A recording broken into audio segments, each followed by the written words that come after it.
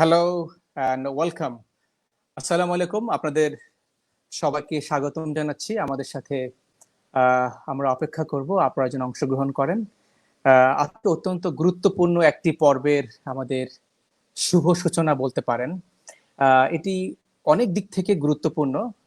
As you see the headline, campus education and corporate demand. So আমরা যেটা নিয়ে কাজ করছি দীর্ঘদিন থেকে, আপনারা সবাই জানেন যে আসলে আমরা কাজ করছি for our next gen leader development, for our university students employability skills. কেননা দীর্ঘ আমার 20 বছরের কেরিয়ার আমরা যেটা দেখেছি যে আসলে কর্পোরেট যেটা চাই আর ইউনিভার্সিটি থেকে যে স্টুডেন্ট ভালো সিজিপিএ নিয়ে আসছে তারপরেও একটা মিসম্যাচ আমরা লক্ষ্য করছি ইনটু দ্য কর্পোরেট। চাওয়া এবং পাওয়ার ভিতরে বিস্তর ফারাক, এবং সেটা আমরা আসলে কি করে মেলাতে পারি, কি করে শর্টেন করতে পারি এই গ্যাপটাকে, সেটা নিয়ে আমাদের কাজ, আমাদের চেষ্টা। এবং আমার মনে হয় আগামী দিনে আমাদের এই ইউনিভার্সিটি এডুকেশনের গুরুত্ব এবং ভূমিকা দুইটাই সমানভাবে আলোচিত এবং আমাদেরকে সেভাবে কাজ করতে হবে। সো আজকে এই বিষয় নিয়ে কথা বলবার জন্য আমার অত্যন্ত তিনজন প্রিয় মানুষ, তাদেরকে আমরা আহ্বান করেছি এবং তারা তরুণ প্রতিনিধি। এবং তরুণ আমি বলছি, তারা বয়সে তরুণ, মেধাবী তারা তরুণ নয়, মেধাবী, এবং তারা রিপ্রেজেন্ট করে এক একটি ইউনিভার্সিটির। আমি সর্বপ্রথম আমন্ত্রণ জানাচ্ছি তাদের ভিতর থেকে আমাদের সবার প্রিয় শ্রদ্ধেয় আরিফ জামান। আপনারা সবাই ওনাকে চিনেন। আমি ছোট্ট করে পরিচয় করে দিই। আরিফ ভাই বাংলাদেশের is the pioneer for emotional intelligence, যেটা আসলে বর্তমান যুগের জন্য, বর্তমান জামানার জন্য, আমাদের সবার জন্য এসেনশিয়াল। এবং যদি বলি ফরজে আইন, আরিফ জামান ভাই উনি আছেন head and associate professor, school of business, Canadian university of Bangladesh, the pioneer of emotional intelligence, and he's a very good vocal as well. Arif Jaman bhai, welcome to this program. আসসালামু আলাইকুম কামরুল হাসান ভাই, এবং ধন্যবাদ। You have created a wonderful platform, এবং একেবারে যুগোপযোগী timely একটা decision নিয়েছেন। আজকে বাংলাদেশের আমরা বলি যে ডেমোগ্রাফিক ডিভিডেন্ডের উপর আমরা বসবাস করছি, এবং আগামী 10 বছরের কার্যকলাপ আমাদেরকে বলে দিবে আমরা কি হব, আসলে কোন দিকে যাব। সো এই জায়গাটা আমি মনে করি আপনি একটা খুব গুরুত্বপূর্ণ ভূমিকা পালন করছেন, এবং এই জায়গাটায় আমি নিজেকে কানেক্টেড হতে পেরেছি আপনার দ্বারা, এবং আপনার সাথে কাজ করতে পারছি। আমি মনে করি যে এটা একটা অসাধারণ একটা অভিজ্ঞতা হচ্ছে আমার জন্য, হবে ইনশাআল্লাহ। And thanks a lot for having me. You are most welcome. আমরা সবাই যেমনটি জানি আপনি অত্যন্ত মিশুক, আপনি অত্যন্ত উদার মনের মানুষ, এবং আপনি কাজ করছেন নীরবে, নিভৃতে এবং একাগ্রচিত্রে, আন্তরিকতার সাথে। তেমনই আমাদের ভিতরে আর একজন আছেন, আমরা সবাই তাকে জানি। উনি একাধারে একজন লেখক, উনি soft skill trainer. At the same time, he is head of the department, Business Administration, the International University of Scholars, IUS, professor J Ali. আমরা স্বাগতম জানাচ্ছি প্রফেসর জে আলী। কেমন আছেন আপনি? কোচ কামরুল ভাই, অনেক ভালো আছি, কোভিড এর মধ্যেও ভালো আছি আলহামদুলিল্লাহ বলবো। আর ধন্যবাদ জানাচ্ছি আপনাকে যে আপনার মাধ্যমে দর্শকদের সামনে আসতে পেরেছি। অনেকদিন থেকে আপনার সাথে কাজ করার খুব ইচ্ছে ছিল। আরো ভালো লাগছে যে আমাদের সাথে যিনি আছেন, আপনি একটু আগেই বলছিলেন যে ইমোশনাল ইন্টেলিজেন্স, যে এটা বাংলাদেশের যে শুরুটা এটা আরিফ ভাইয়ের হাত ধরেই হয়েছে। আজকে তার কথা শুনবো। মানে we suppose him as a pioneer of this subject in Bangladesh. So both are my favorite person. I hope audience will be enjoying our programming, inshallah. I think so. ইনশাআল্লাহ। রাইট। আজকে আসলে আমাদের টপিক আপনারা সবাই জানেন, আসলে campus education and corporate demand. Campus থেকে যারা কর্পোরেটে আসছে, আমাদের বর্তমান পরিবর্তিত বিশ্বের প্রেক্ষাপটে বিজনেস রিকোয়ারমেন্ট এবং কর্পোরেট হাউসের রিকোয়ারমেন্ট, আমরা এই সম্পর্কে খোলামেলা আলোচনা করব এবং আমাদের বর্তমানে যে রিকোয়ারমেন্ট সেটা নিয়ে কথা বলবো, এবং সেখানে আমরা কিভাবে ভূমিকা রাখতে পারি যার যার অবস্থান থেকে। সো এই বিষয়ে আসেন আমরা কথা বলি, এবং আমরা আমাদের মতামত এবং সুচিন্তিত পরামর্শ, এবং আমরা আসলে কিভাবে ওভারকাম করতে পারি from where we are to where we want to go. যেটা আরিফ ভাই বলছিলেন যে নেক্সট 10 ইয়ার্সে আমাদের নিতে হবে ডেমোগ্রাফিক ডিভিডেন্ড। আরিফ ভাই। জি, আমি মনে করি যে কামরুল ভাই দেখেন, আমরা যদি লক্ষ্য করি গত 20 বছর যদি খুব মানে কেয়ারফুলি লক্ষ্য করি, পুরো পৃথিবীতে কিন্তু অনেক ওলটপালট হয়ে গিয়েছে। কারণটা কি? কারণ আজকে যে বিজনেস যেভাবে চিন্তা ভাবনা করা হচ্ছে, এটা 20 বছর আগের সাথে মানে পুরো ডিফারেন্ট। আমি একটা কোর্স পড়াই ম্যানেজমেন্ট ইনফরমেশন সিস্টেম, সেই জায়গাতে আমরা যখন দেখি ডেটা এবং স্ট্যাটিস্টিক্স গুলো, অবাক হয়ে যেতে হয় যে কিভাবে বিজনেস গুলো চেঞ্জ হচ্ছে। যেমন ধরেন গুগল, ফেসবুক, ইউটিউব, এই বিজনেস গুলো 20 বছর আগেও ছিল না, চিন্তাও করতে পারেনি কিভাবে তারা আজকে পুরো মার্কেটটাকে ক্যাপচার করে নিয়েছে। এবং দেখা গেছে যে আমেরিকাতে আজকে যে বড় বড় কোম্পানিগুলোর মার্কেট ক্যাপ, তার একটা মানে বড় অংশ এই তরুণ ফার্ম গুলো এনজয় করছে। আজকে যদি আমরা দেখি যে ওয়ার্ল্ডের the richest person Jeff Bezos, এই কোম্পানিটা ফর্ম হয়েছে হয়তো 1994-95 সালের দিকে, এবং আজকে এই কোম্পানিটা কোথায় চলে গেছে। এবং বড় বড় যারা জায়ান্ট, তারা কিন্তু এখন আজকে মার্কেটে টিকে থাকতে পারছে না। আমরা যদি এক্সাম্পল দিই নোকিয়া বা আরো বেশ কিছু বড় বড় কোম্পানির, because you have to be now agile, এবং চিন্তা করতে হবে, তাৎক্ষণিক ডিসিশন নিতে হবে। আর সেদিন আমি একটা জিনিস নিয়ে কাজ করছিলাম, যে বলা হচ্ছে যে আগে একটা স্কিলের ভ্যালু থাকতো 30 বছর, মানে একটা স্কিল যদি আমি শিখতাম ওইটা আমি 30 বছর ইউজ করতে পারতাম, বাট এখন এটার ভ্যালু থাকতেছে মাত্র অন অ্যান এভারেজ 2.5 ইয়ার্স। আর একটা সময় দেখা গেছে যে এমপ্লয়িরা কাজ করতো একটা সারা ক্যারিয়ারে হয়তো 2-3টা কোম্পানিতে চাকরি করে শেষ করতো, বাট দেখা গেছে এখন একটা রিসার্চ দেখা গিয়েছে যে তরুণরা তারা প্রতি 2.85 ইয়ার্সে একটা করে কোম্পানি চেঞ্জ করতো। সো এই যখন অবস্থা, তখন কিন্তু আমাদের মানে চিন্তা ভাবনা সবকিছুতে একটা পরিবর্তন আনতে হবে। মানে otherwise it is very difficult to be in the competition.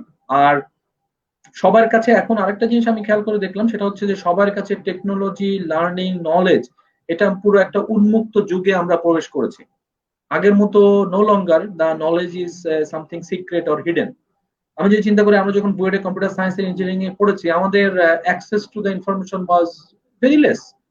আমাদের তখনও গুগল কিন্তু আসে, মানে কেবল এসেছে বা আসে নাই, ফেসবুক আসতো। কিন্তু এখনকার যুগে কিন্তু ব্যাপারটা সেরকম না। আজকে আমার একটা কাজ করতে হবে, আমি আজকে আমার মধ্যে যদি রাইট অ্যাটিটিউড থাকে, আমি very quickly I can learn it and I can apply. So coming days এর কর্পোরেট গুলো তাদেরকেই খুঁজছে যাদের মধ্যে এই ধরনের কম্পোনেন্ট গুলো আসবে, যাদের অ্যাডাপ্টেবিলিটি বেশি হবে, যারা মানে ডিজিটালি টিমের মধ্যে কাজ করতে পারবে। তো এই ধরনের রিকোয়ারমেন্টস গুলাও চেঞ্জ হচ্ছে। এবং আরেকটা জিনিস যেটা বড় কথা, সেটা হচ্ছে যে এখন every company is now in a sense global. এখন আর ওই আমি শুধু আমার একটা লোকাল ফার্মের মধ্যে থাকছি, না হচ্ছে ওইটা আমি মানে ইগনোর করলাম, সেই জায়গায় আমি একেবারেই নাই। আমরা যখন ইন্টারন্যাশনাল ফাইন্যান্স কোর্স গুলো পড়াচ্ছি, তখন আমরা দেখতে পাচ্ছি যে আমি কোনো ইন্টারন্যাশনাল বিজনেস করি না, ট্রেড করি না, but what is happening outside that will have huge impact on my company by so many ways. So বর্তমানে এমপ্লয়ি যারা আছেন তাদের মধ্যে এই ধরনের কম্পোনেন্ট গুলো থাকবে, কারণ এই ভালো এমপ্লয়িরাই আজকে একটা কোম্পানিকে ভালো করে ফেলবে। আজকে যদি আমার এমপ্লয়ীদের মধ্যে অ্যাডাপ্টেবিলিটি, তারপরে কোলাবোরেটিভ মাইন্ডসেট, এই ধরনের মাইন্ডসেট গুলো না থাকে, তাহলে ওভারঅল অর্গানাইজেশনাল যে আমরা বলি যে আইকিউ বা অর্গানাইজেশনাল যে ক্যাপাসিটি, অর্গানাইজেশনাল অ্যাডাপ্টেবিলিটি, এগুলো কমে যাবে। সেক্ষেত্রে আমার কোম্পানি সার্ভাইভ করতে পারবেন না। এই কারণে কিন্তু আমি মনে হয় বর্তমানে বাংলাদেশে সবচেয়ে বেশি যে জিনিসটা উপযোগী, সেটা হচ্ছে যে to find out the right people who can do the works of today plus they can do the works of tomorrow also. মানে আমি এখন আর শুধু স্কিল সেট দেখে একটা এমপ্লয়িকে, কারেন্ট স্কিল সেট দেখে একটা এমপ্লয়িকে আমি নিতে পারবো না। আমাকে দেখতে হবে এই এমপ্লয়িটা আগামী দিনে যে ধরনের নতুন নতুন জবের স্কিল রিকোয়ারমেন্ট হবে, সেটাও সে অ্যাডপ্ট করতে পারবে। এবং আমার মধ্যে এমন এমপ্লয় নিতে হবে, দেখা গেছে যে আজকে আমি 10 জন নিয়ে কাজ শুরু করছি, 2 বছর আমি দেখলাম যে আমার 6 জন এমপ্লয়ি নাই। সো হোয়াট আইল ডু, আমাকে ওই ধরনের মানুষ নিতে হবে যে নতুন মানুষদের সাথে মানিয়ে চলে কাজটা করতে পারবে।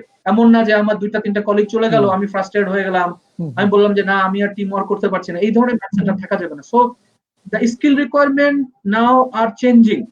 তাহলে আমি শুধু কিছু ফিক্সড স্কিল সেটের বেসিসে এখন আর লোক নিতে পারবো না। আমাকে দেখতে হবে ওই মানুষগুলো যারা কামিং ডেজ স্কিল রিকোয়ারমেন্ট গুলো কুইকলি অ্যাডপ্ট করতে পারবে, লার্ন করতে পারবে। রাইট, সেক্ষেত্রে আরিফ ভাই আমাদের বর্তমানে আমাদের ইউনিভার্সিটির অ্যাক্রস দ্য ওয়ার্ল্ড আমরা যদি বলি, সেক্ষেত্রে আমাদের ইউনিভার্সিটিগুলো পাঠ্য পরিক্রম, টেক্সট বুক, কারিকুলাম, সেক্ষেত্রে কি আপনি মনে করেন যে আমরা এখন যে অবস্থানে যেভাবে আছি সেটা কি পরিবর্ধন পরিমার্জন করা দরকার, নাকি আমরা এখন যেভাবে আছি সেভাবে করলে আমাদের সেই রিকোয়ারমেন্ট আমরা পৌঁছাতে পারবো? What do you think? অবশ্যই পরিবর্তন করতে হবে, কারণ আমি এই ব্যাপারে একটা আর্টিকেলও লিখেছিলাম, ফিনান্সিয়াল এক্সপ্রেসে ছাপা হয়েছিল, যে আমরা যে বইগুলো ক্লাসরুমে পড়ি সারা পৃথিবীতে যে কোনো জায়গায় দেখবেন যে ওই বইগুলা একেবারে লেটেস্ট এডিশনও যদি ধরেন, লেটেস্ট এডিশন সাপোজ আজকে 2020 সালে আমি একটা বই হাতে পেলাম, কিন্তু এই বইটা যখন লেখা হয়েছে তো 2-3 বছর আগে। তার মজার ব্যাপারে বইটা যখন আমার হাতে এসে পৌঁছাচ্ছে, ওই বইতে যে কেসগুলো লেখা আছে ওগুলো অলরেডি অবসলিট হয়ে যাচ্ছে। তারপরে এবং এই 2-3 বছরের ব্যবধানে অনেক চেঞ্জ আসতে পারে। কিন্তু আমি সাপোজ যে কোনো একটা কোর্সের রিকোয়ারমেন্ট আমার ডাইনামিক হতে হবে। তো আমি মনে করি এই জায়গাগুলোতে আমাদের হিউজ ফোকাস আনা দরকার, যে মাইন্ডসেট এবং পরিবর্তন আনতে হবে। আর কারিকুলাম চেঞ্জ করলে তো হবে না, কারিকুলাম চেঞ্জ করতেই হবে। প্লাস আমি মনে করি কারিকুলামের মধ্যে একটা অংশ রাখতে হবে, যে অংশটা হয়তো বা আমি প্রতি 1 বছর 2 বছর পরে মাঝে মাঝে হয়তো চেঞ্জ করতে, এই অপশনটা আমার রাখা দরকার। কারণ আদারওয়াইজ ইটস ভেরি ডিফিকাল্ট, কারণ স্কিল রিকোয়ারমেন্ট চেঞ্জ হচ্ছে। আজকে আমাদের দেখেন, আজকে আমাদের ফ্যাকাল্টি মেম্বার যখন আমরা নিব কামিং ডেজে, যেটা আমি 2 মাস আগে চিন্তাও করে নেই, এখন কিন্তু আমরা চিন্তা করছি যখন আমরা ফ্যাকাল্টি মেম্বার নিব তখন চেক করে দেখবো যে সে এই ডিজিটালি ক্লাস নেওয়ার মানে সে পারবে কিনা, এবং তাকে কিন্তু আমি চেক করবো যে সে গুগল মিট, জুম এগুলো পারে কিনা, যেটা আমরা 2 মাস আগে চিন্তাও করি না। সো মানে এখন বেসিক্যালি এখন কারিকুলাম চেঞ্জ হচ্ছে, এবং because of the dynamic curriculum, এখন সেক্ষেত্রে আমরা এখন কোথায় আছি, আমাদের যেহেতু আমরা আলোচনা করতে চাই আমাদের ইমপ্রুভমেন্টের জন্যই, কারণ কর্পোরেট হাউস গুলো এখন definitely they are changing also, এবং চেঞ্জ কিন্তু ভেরি ফাস্ট হচ্ছে। আমরা আপনার কাছে আসবো, প্রফেসর জে আলী, আপনি কি আমাদের সাথে আছেন কিনা? আছে, please. G, okay. Professor J Ali, আমরা আরিফ ভাইয়ের কথা শুনছিলাম, আপনার অবস্থান থেকে যদি আপনি বলেন যে বর্তমান বৈশ্বিক প্রেক্ষাপট, কোভিড-19 পোস্ট যে এরিনা, সেক্ষেত্রে আমাদের ব্যবসায়িক ধরন চেঞ্জ হচ্ছে, আমাদের কমিউনিকেশন মেথোডোলজি চেঞ্জ হচ্ছে এবং অ্যাব্রাপ্ট চেঞ্জ আসছে। সেক্ষেত্রে as you are a professor of university, you are a writer, you are a trainer as well, so আপনি কিভাবে মূল্যায়ন করেন এই বৈশ্বিক প্রেক্ষাপটে university curriculum versus the present reality? আসলে আরিফ ভাই যেটা বলছিলেন যে চেঞ্জটা কিন্তু শুরু হয়েছে আরো কয়েক বছর আগে থেকে, নট ফর কোভিড। কারণ দেখেন, শুধুমাত্র টেকনোলজি চেঞ্জের কারণে, মডার্ন টেকনোলজির কারণে আপনার ফোর্থ ইন্ডাস্ট্রিয়াল রেভলিউশন কিন্তু শুরু হয়ে গিয়েছে।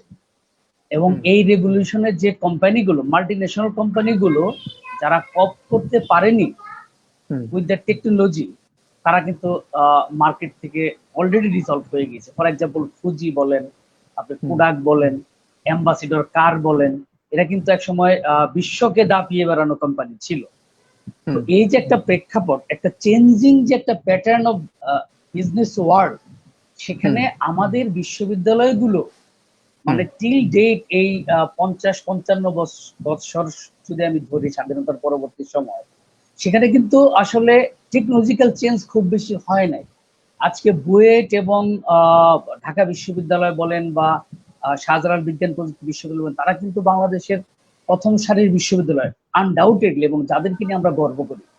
বাট আমি শুধু এটুকু আপনাকে বলবো যে তাদেরকেও টেকনোলজি বেস না হওয়ার কারণে, বর্তমান গ্লোবাল এডুকেশন সিস্টেমের সাথে অ্যাডজাস্ট না করার কারণে আজকে আমরা কিন্তু গ্লোবাল যে বিশ্ববিদ্যালয় রেটিং সেখানে আসতে পারছি না। তাহলে প্রবলেমটা কোথায়? প্রবলেমটা হলো আমাদের কারিকুলামেও কিছু প্রবলেম আছে, এবং সবচেয়ে বড় প্রবলেম হলো যে গ্লোবাল চেঞ্জের সাথে আমাদের চেঞ্জটা আসলে আপ টু দ্য মার্ক না। প্লিজ। Very good point. আমি এখন আসবো আরিফ জামান ভাইয়ের কাছে। আরিফ জামান ভাই, প্রফেসর জে আলী যেটা বলছিলেন যে গ্লোবাল চেঞ্জের সাথে আমরা এখন আপ টু দ্য মার্ক নয় সামগ্রিক এডুকেশনের প্রেক্ষাপটে, বাট আজকে আপনি যেটা বলছিলেন যে ডেমোগ্রাফিক ডিভিডেন্ড যদি নিতে হয়, আমাদের বিশাল জনগোষ্ঠীকে যদি মার্কেটেবল করতে হয়, তাহলে আমাদের হাতে অন্য কি বিকল্প আছে রাদার দ্যান ইকুইপিং দেমসেলফ? আর বর্তমানে যে এডুকেশন, যে টোটাল কারিকুলাম এবং যে মেথোডোলজি, সেক্ষেত্রে আপনি কিভাবে মনে করেন on your personal capacity and personal background কিভাবে ঢেলে সাজালে আপনার মনে হয় যে ডেমোগ্রাফিক ডিভিডেন্ড আমরা 100% নিতে পারবো ফর আওয়ার নেশন? হ্যাঁ, কমল ভাই খুব চমৎকার একটা প্রশ্ন করেছেন। দেখেন, আমি মনে করি প্রথমে যে জায়গাটায় জোর দেওয়া উচিত সেটা হচ্ছে আমাদের মাইন্ডসেটে। যেমন আমরা পরিবার থেকে শিখে এসেছিলাম কি যে একসময় শিখেছিলাম যে ইন্টারমিডিয়েট পর্যন্ত কষ্ট করো, এরপরে সারা জীবন আরাম। আবার কিছুদিন পরে শোনা গেল যে ঠিক আছে ব্যাচেলরটায় হেভি পড়ালেখা করো, এরপরে সারা জীবন আরাম। বাট মোটামুটি এইটা ধরে নেওয়া হয় যে একবার কোম্পানিতে যদি তুমি চাকরি পেয়ে যাও, মানে আরাম আর আরাম, আর কিছু করা লাগবে না। এই যে যে মাইন্ডসেটটা, এই মাইন্ডসেটটা থেকে আমাদের বের হতে হবে। বাংলাদেশে আমি সবার প্রতি শ্রদ্ধা রেখেই বলতে চাচ্ছি, আমার যে ছোট অভিজ্ঞতা হয়েছে যেটুকু আমি মিশে দেখেছি যে বাংলাদেশে দেখেন এটা ধরে নেওয়া হচ্ছে যে যে বয়স বেশি সে শুধু ডিরেকশন দিবে, সে কোনো কাজ করবে না, নতুন কিছু শিখবে না। বাট ওয়্যারঅ্যাজ উন্নত বিশ্বে দেখবেন জাস্ট অপোজিট। সুন্দর পিচাই যখন গুগলের সিইও হয় তাকে জিজ্ঞাসা করা হয়েছিল, প্রথম ভাইবাটা আমি নিজে পড়েছি ওই সময়, বলেছে যে আপনার সিক্রেট কি। তার মধ্যে একটা জিনিস বলেছেন যে আমি আমার লাইনের প্রয়োজনীয় যত অনলাইন ট্রেনিং ছিল সবগুলো করেছি। খেয়াল করে দেখেন এই ট্রেনিং গুলো সে কেন করেছে। সে চিন্তা করেছে না what will make me to do my work in a better way. সে কিন্তু কোনো আমাকে কে সার্টিফাই করছে, কে মূল্যায়ন করছে, সার্টিফিকেটটা দিয়ে আমি প্রমোশন পাবো, এগুলো চিন্তা করে না। এই মাইন্ডসেটটা আমার রাখতে হবে। ফার্স্ট ওয়ান, যে আমাকে I have to learn how to learn a skill, I have to learn how to learn, the first thing. And second thing is that এই যে আমি একটা জায়গায় বসে কয়েকটা লোকের সাথে মিলে কাজ করবো, এই মাইন্ডসেটটা থেকে বের আসতে হবে। I have to focus on my work, what I am doing. কার সাথে করছি that's not important. এবং সেটাতে আমার যে কোলাবোরেশন, ডাইভার্সিটি, সবার সাথে কাজ করার সুযোগ থাকতে হবে। আমি যেমন আমার ক্লাসরুমে যখন আজকে আমি গ্রুপ প্রজেক্ট দিচ্ছি, আমি কল করে দেখছি আমার স্টুডেন্টরা 4-5টা যে দোস্তরা একসাথে ঘুরে ওরা মিলে গ্রুপ করে। 6 জন দোস্ত, আমি যখন বলছি 4 জনের গ্রুপ করো, বলছে স্যার 6 জন মিলে করা যায় না, কারণ ওই 2 জন দোস্ত আলাদা হয়ে যাবে। এই যে মাইন্ডসেটটা, এইটা কিন্তু ওদের মাইন্ডসেটটা না, এটা আমাদের জাতির মাইন্ডসেট। তো এই মাইন্ডসেট গুলো থেকে আমাকে আগে বের করতে হবে, কারণ আমরা না ওই যে একটা ফিক্স মাইন্ডসেট গড়ে গেছে এবং এটা আমাদের সবচেয়ে বেশি ক্ষতিকর। এবং এটা থেকে আমাদেরকে বের করে নিয়ে আসতে হবে। আগে তো আমরা বের হতে হবে। আমরা অনেকটা অবশ্য বলবো যে আমরা চেষ্টা করছি বের হওয়ার, আপনিও চেষ্টা করছেন, এবং আমি মনে করি এটা থেকে আমাদের তরুণ প্রজন্মকে বের করে আনতে হবে যে দেখো বাবা, what you are doing that is important. Like তুমি কার সাথে কাজ করছো, কোন কোম্পানিতে কাজ করছো, this is relevant because you focus on yourself, develop yourself এবং নতুন নতুন জিনিস শেখার চেষ্টা করো। নতুন জিনিস শেখার প্রতি মানে ভিতরে একটা আনন্দ খুঁজে পাও। তো এই মাইন্ডসেটটা নিয়ে আমি মনে করি কাজ করার দরকার আছে, যেটা আমাদের ইউনিভার্সিটি প্ল্যাটফর্মে বর্তমানে পাওয়াটা একটু মানে টাফ। আচ্ছা, আপনি যেহেতু অনেক ফোকাস করলেন মাইন্ডসেটের বিষয়টা, and very rightly so, and সেক্ষেত্রে আমাদের ইউনিভার্সিটিতে এত এত সাবজেক্ট পড়ানো হয় 4 বছরের যে কোনো ব্যাচেলার প্রোগ্রামে, সেখানে কি মাইন্ডসেটের বিষয়ে কি কোনো কোর্স, কোনো কারিকুলাম, কোনো কিছু শেখানো হয় কি বা পড়ানো হয় কিনা আপনার জানার মতে? না, প্রশ্নই আসে না। এটা নিয়ে দেখেন, এটা নিয়ে কথাই বলা হয় না, কারণ আর আমাদের বাংলাদেশের ট্র্যাডিশনাল হয়ে যাচ্ছে কি, আমরা দেখা যাচ্ছে যে শিক্ষকতার প্রতি এখন যে গুরুত্ব হচ্ছে সেটা হচ্ছে যে টিচারটা ওই বইটা একটা ভালো করে পড়াতে পারছে। বাট আমি সেদিন একটা প্রোগ্রামে বলছিলাম আজকে একটা ভালো শিক্ষকের বৈশিষ্ট্য হওয়া উচিত যে তাকে তার ওই ক্ষুধাটা তৈরি করবে। মানে আমি একটা টপিক পড়াচ্ছি, একটা বই, ও 4-5টা বই ঘাটাঘাটি শুরু করবে এবং ওখান থেকে সে নিজের একটা নিজস্ব লার্নিং তৈরি করবে। তো এই জায়গাটায় তো আমরা দিতে পারছি না। আমাদের কিন্তু কোর্স কারিকুলামে ওই ধরনের কোর্স নাই, আনার সুযোগও নাই। এবং আপনি ভেবে অবাক হবেন, একটা ছোট তথ্য যেটা আমার খুব বলতে কষ্ট লাগছে, আমি 2005-6 সালে যে ধরনের কোর্স করেছি সেই ধরনের কোর্সগুলো এখনো আমাদের ইউজিসি অনুমোদন দিবে না এগুলো চালু করতে, কারণ তাদের ফিক্স হয়ে গেছে ওই 20টা কোর্স দিতেই হবে। যেমন আমি একটা উদাহরণ বলি, আমি 2005 সালে একটা কোর্স করেছিলাম যে কোর্সের নাম ম্যানেজমেন্ট অফ ইনোভেশন। একটা কোর্স করে মানে একটা কোর্স করেছিলাম ম্যানেজমেন্ট কন্ট্রোল। আপনি খেয়াল করে দেখেন বাংলাদেশে কোথাও 2টা কোর্স করানো হয়, মানে ইটস ভেরি আনফরচুনেট। সেই 14 বছর আগের যা আমরা ওইটাও এখন বাংলাদেশে আমরা প্রায় 25-30-40 বছর আগের জিনিসপত্র পড়াচ্ছি মানে বেশিরভাগ জায়গায়। এবং এটার জন্য আমাদের যারা মানে ইউজিসি যে অনুমোদন, ওই জায়গাটাতে কিন্তু আমাদের ফ্লেক্সিবল হওয়া উচিত, কারণ ওখানে একটা ফিক্স নাম্বার অফ কোর্সেস দেওয়া থাকে, এর মধ্যে আপনাকে দিতে হবে। এটার কারণে আমরা দিতেও পারি না। Right, thank you for pointing out. এবং আমরা আসবো প্রফেসর জিয়া আলীর কাছে। প্রফেসর জিয়া আলী।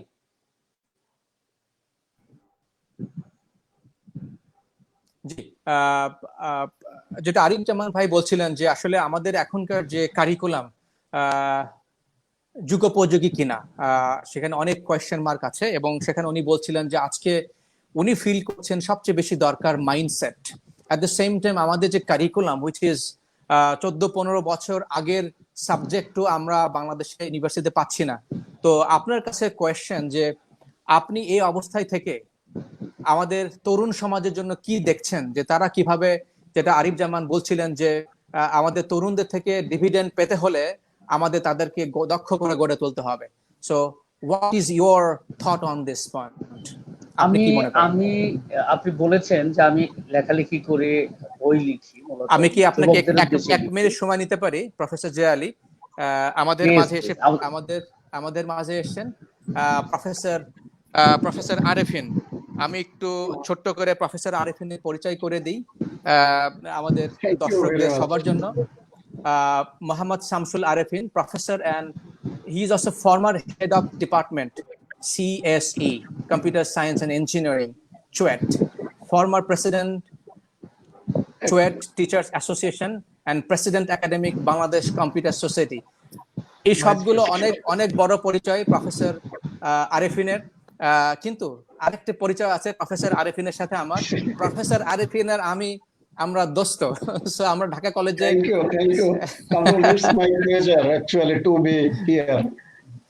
প্রফেসর আরেফিন আর আমরা ঢাকা কলেজে সাউথ হলে পাশাপাশি, আমি থাকতাম 120 নম্বরে, প্রফেসর আরেফিন থাকতো 117 নম্বর রুমে।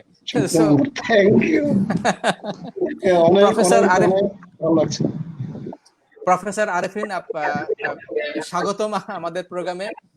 আমাদের সাথে আছে অধ্যাপক আরিফ জামান, উনিও বুয়েটের কম্পিউটার সায়েন্স ইঞ্জিনিয়ারিং এর। সো প্রফেসর আরেফিন, আমি আরেফিন ভাই একবার জুনিয়র আর কি। হ্যাঁ সুপার। আমি মনে আপনাকে চিনি, এটা দেখে মনে হচ্ছে আর কি। ফরহাদ আমার ফ্রেন্ড, ফরহাদ তানিম। আমি তাহলে ফরহাদ ভাই তো আমাদের ইন্সপিরেশন, আরিফ ভাই বিখ্যাত মানুষ, চেনা স্বাভাবিক। আমরা প্রফেসর আরেফিনের কাছে আসবো। সো আমরা কথা বলছিলাম প্রফেসর জে আলীর সাথে। জি, আপনি কন্টিনিউ করেন, তারপরে আমরা আসবো প্রফেসর আরেফিনের কাছে। আমি যে কথা বলছিলাম যে আসলে যুবকদের যে চেঞ্জের যে বিষয়টা, মাইন্ড সেটআপের যে বিষয়টা আরিফ ভাই বলছিলেন, আমি সেখান থেকে যদি বলি, আমার কেন যেন মনে হয় যে একটা অনেক বড় একটা জাহাজ, সেই জাহাজের নিচের তলায় অনেক বড় ছিদ্র, সেখানে আমরা এক দুইজন ছোট পাত্র দিয়ে জাহাজের উপর থেকে পানি সেচার চেষ্টা করছি মাত্র। বিষয়টা এমন মনে হয় আমার কাছে কামরুল ভাই, যে একজন যুবক তার পড়ার আগ্রহ বা আকাঙ্ক্ষা বাড়ানো যদি একজন শিক্ষকের কাজ হয়, সেই কাজটা কিন্তু ফ্যামিলির কিছু দায়বদ্ধতা থেকে যায়। বাট দুঃখজনক হলো সত্য, আপনি আমি আমাদের পরিবেশের 1-2টা ফ্যামিলি বাদে বা অভিভাবক বাদে 99% অভিভাবক, এবং তারা শিক্ষিত লার্নেড, তারা মনে করে যে পাঠ্য বইয়ের বাইরে কোনো পড়াশোনা করা যাবে না, এতে তোমার ক্যারিয়ারের প্রবলেম হবে, জব মার্কেটের প্রবলেম হবে, তুমি রেজাল্ট খারাপ করবে। রাইট। সো সেক্ষেত্রে আমরা কি করব? সেক্ষেত্রে আমরা কি করতে পারি? প্রফেসর জিয়ালে আপনার কাছে আসবো। আমরা আপনারা ওই জাহাজের ক্যাপ্টেন, এবং সেখানে অপেক্ষা করছে আমাদের কর্পোরেট থেকে সাম আদার ক্যাপ্টেন অ্যাজ ওয়েল। আমি প্রফেসর আরিফিনের কাছে আসতে চাই, আমার বন্ধুর কাছে, যে আসলে তার আগে অধ্যক্ষ আরিফ জামান উনিও বলছিলেন যে আসলে বর্তমানে ওনার মতে যে সবচেয়ে বেশি দরকার গ্রোথ মাইন্ডসেট। এবং উনি আরেকটা কথা বলেছেন যে আসলে উনি বাইরে যখন পড়াশোনা করেছেন 2004-5 সালে উনি দেশের বাইরে পড়াশোনা করেছে, এবং আমরা সবাই জানি প্রফেসর আরিফিনও জাপান থেকে পিএইচডি করেছে বুয়েট থেকে পড়াশোনা করার পরে। সো প্রফেসর আরিফ জামান যেটা বলছিলেন যে 2004-5 সালে যে বিষয়ে পড়াশোনা করে এসছে বাংলাদেশে এখন পর্যন্ত টেক্সট বুক কারিকুলামে সেই বিষয়গুলো আমরা অন্তর্ভুক্ত করতে পারছি না আনফরচুনেটলি। আমাদের 70% ইউথ, আর আজকে বৈশ্বিক যে অবস্থা, সো অধ্যক্ষ Arefin, how do you see যে সেক্ষেত্রে আমরা যারা ইউনিভার্সিটি অধ্যাপনার সাথে জড়িত, যারা আমরা দেশের ছাত্রদের কারিগর, সেক্ষেত্রে আমরা কিভাবে পরিচালনা করতে পারি দেশকে সামনের জি, দিকে জি। এগিয়ে নিতে হলে। অধ্যক্ষ Arefin, professor Arefin. Thank you. হ্যাঁ, থ্যাংক ইউ কামরুল। আমি আসলে তোমাকে অসংখ্য ধন্যবাদ জানাচ্ছি। আর সবচেয়ে বড় কথা হচ্ছে, তুমি আমার কলেজ ফ্রেন্ড, এবং আমাদের যে সম্পর্কটা সেটা আসলে আমাকে অনেক স্মৃতিকাতর করছে। তো যাক, ওই কথা পরে। আসলে যে বিষয়টা আমাদের, এই যে আমি ছিলাম না, যে আমাদের প্রফেসর আরিফুজ্জামান এবং প্রফেসর আলী, আপনাদেরকে অসংখ্য ধন্যবাদ যে এখানে যুক্ত হয়। আসলে কথাটা ঠিকই বলেছে যে আমরা আসলে যারা ইউনিভার্সিটিতে আছি, প্রফেশন টিচিং হিসেবে আছি, আমাদের সবচেয়ে বড় যে প্রবলেমটা সেটা হচ্ছে কোনো একটা নতুন সিস্টেমকে ইন্টিগ্রেট করতে গেলে আমাদের কিন্তু অনেক ধরনের প্রবলেম ফেস করতে হয়। সেটা যদি ছাত্র ওরিয়েন্টেড হোক বা টিচার্স ওরিয়েন্টেড হোক। দেখা যাচ্ছে আমরা যারা বাইরে থেকে ডিগ্রি করে এসেছি, অনেক ধরনের আইডিয়া এবং অনেক কিছু আমরা দেখে এসেছি, কিন্তু তার পরবর্তীতে যখন আমরা এটাকে এখানে ইমপ্লিমেন্ট করতে যাই, অনেকগুলো প্রসিডিউরের মধ্য দিয়ে যেতে হয়। এ কারণে তুমি হয়তো দেখে থাকবা যে অনেকের অনেক মোটিভেশন থাকে, যে বিশেষ করে ইয়াং যারা প্রফেসর, তারা আসার পরে চিন্তা করে আমরা একটা ভালো কিছু করব, যাতে হচ্ছে এই সিস্টেমটা এইভাবে রান করে এবং যাতে একটা নতুন জিনিসকে অ্যাডাপ্ট করা যায়। কিন্তু প্রবলেমটা হয়ে গেছে আসলে সিস্টেম গুলোকে আমরা ঠিক ওভাবে মডিফাই করতে পারছি না। যেমন তোমার যদি কোনো একটা জিনিস অ্যাডাপ্ট করতে চায়, বিশেষত এই ক্ষেত্রে প্রাইভেট ইউনিভার্সিটি গুলোর কিছু ফ্লেক্সিবিলিটি থাকলেও আমাদের যারা পাবলিক ইউনিভার্সিটি, তাদেরকে অনেকগুলো প্রসিডিউরের মধ্য দিয়ে যেতে হয়। তো এটা একটা, যদি কোনো একটা নতুন সিস্টেম অ্যাডাপ্ট করার ক্ষেত্রে একটু জটিলতা আছে, এটা অস্বীকার করা যাবে না। এটা হচ্ছে আমাদের সিস্টেমের ক্ষেত্রে। আর আমাদের যদি পুরো বিষয়টাকে আমরা একটু দেখার চেষ্টা করি আর কি, যে আমাদের ছাত্রদের বিষয় বলো বা আমাদের টিচিং যে সিস্টেমটা, যদি আমরা নিয়ে আসতে চাই আর কি সবার জন্য, সেটা হচ্ছে আমাদের সবচেয়ে বড় কথা হচ্ছে মোটিভেশন। যে জিনিসটা, সেই মোটিভেশন ধরে রাখার জন্য যে প্রপার এনভায়রনমেন্ট, এটা টিচার্স হোক, স্টুডেন্ট হোক বা যারাই হোক, তাদেরকে কিন্তু এই জিনিসটা ধরে রাখতে হবে। এবং আমার একটু আগে প্রফেসর যে আলী, আমি ওনার সাথে আসলে আগে পরিচয় ছিল না, উনি একটা সুন্দর কথা বলেছেন যে আসলে আমাদের মোটিভেশনটা কিন্তু সব লেভেল থেকেই কিন্তু হতে হবে। তা না হলে একটা সিস্টেমকে কিন্তু এগিয়ে নিয়ে যাওয়া খুব টাফ। সেটা হচ্ছে ফ্যামিলি লেভেল থেকেও, ফ্যামিলি গুলোকে চিন্তা করতে হবে। আমার যে ছেলে মেয়ে, তাদেরকে I shall not make any force, তাদেরকে ফোর্স করা যাবে না। তাদেরকে তাদের যে নিজস্ব চয়েস, সেভাবে চলতে দিতে হবে। এবং তাদেরকে যে ইচ্ছের বিষয়গুলো থেকে শুরু করে অন্য বিষয়গুলো তাদের থেকে তৈরি করে নিতে হবে।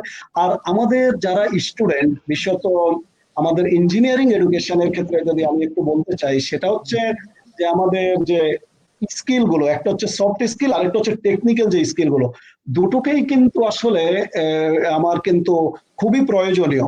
এবং ইঞ্জিনিয়ারিং এডুকেশনের ক্ষেত্রে যে জিনিসটা আমি একটা কথা বলবো, সেটা হলো আমি যেটা অলওয়েজ প্র্যাকটিস করি বা যেটা বিশ্বাস করি, সেটা হচ্ছে প্রথমে হচ্ছে যে কারো একটা টেকনিক্যাল স্কিলটাকে ডেভেলপ করতে হবে ফার্স্ট। তারপরে ইথিক্স যে জিনিসটা, ইথিক্যাল বিষয়গুলোকে মাথায় নিয়ে আসতে হবে।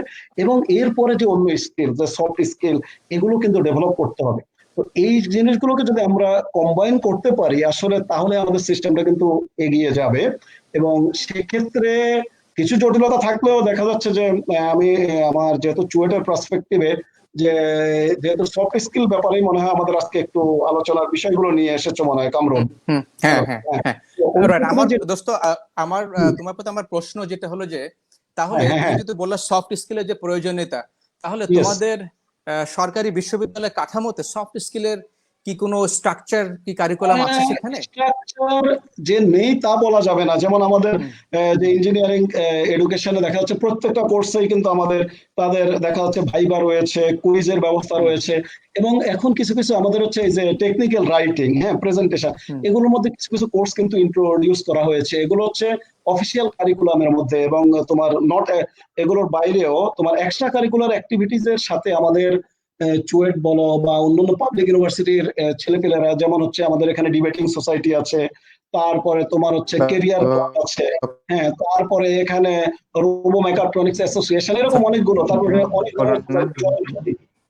ওরা কিন্তু অলমোস্ট ফোরামের সাথে জড়িত থাকে।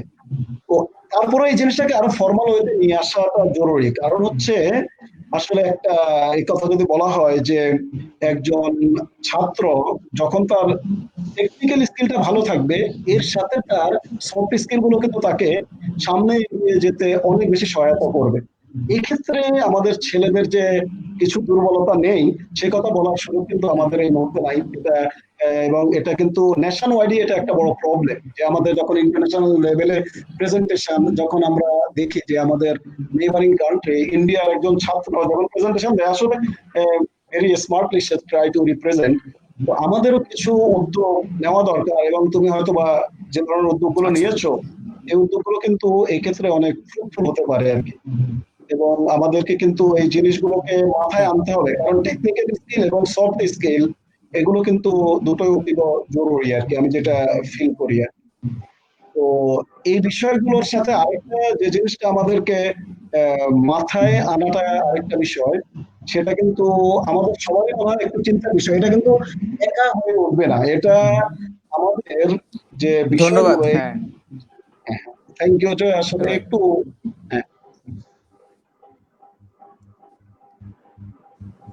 রাইট, ধন্যবাদ। হুম, হ্যাঁ ধন্যবাদ। হুম। হ্যাঁ মনে হয় কামরুল একটু কি প্রবলেম হচ্ছে?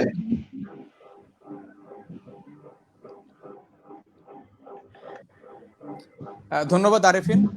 আমরা এবার আসবো আরিফ জামানের কাছে। যে প্রফেসর আরিফিন যেটা বলছিলেন আরিফ ভাই, যে সেটা হলো যে সফট স্কিলের যে প্রয়োজনীয়তা, বিং অ্যান ইঞ্জিনিয়ার, রাইট, এবং আমি শুনতে পাচ্ছি।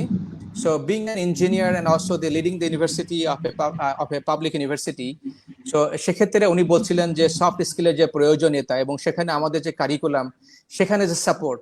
সো আপনার ভিউ পয়েন্ট কি আমাদের ইউনিভার্সিটি কারিকুলাম, প্রাইভেট ইউনিভার্সিটি আপনি যেখানে আছেন এবং সামগ্রিক প্রেক্ষাপটে সো আগামী দিনের জন্য সফট স্কিলের ভূমিকা, এই দেশ গড়ার জন্য আমাদের এই ছেলেরা কিভাবে নিজেদেরকে ইকুইপ করতে পারে?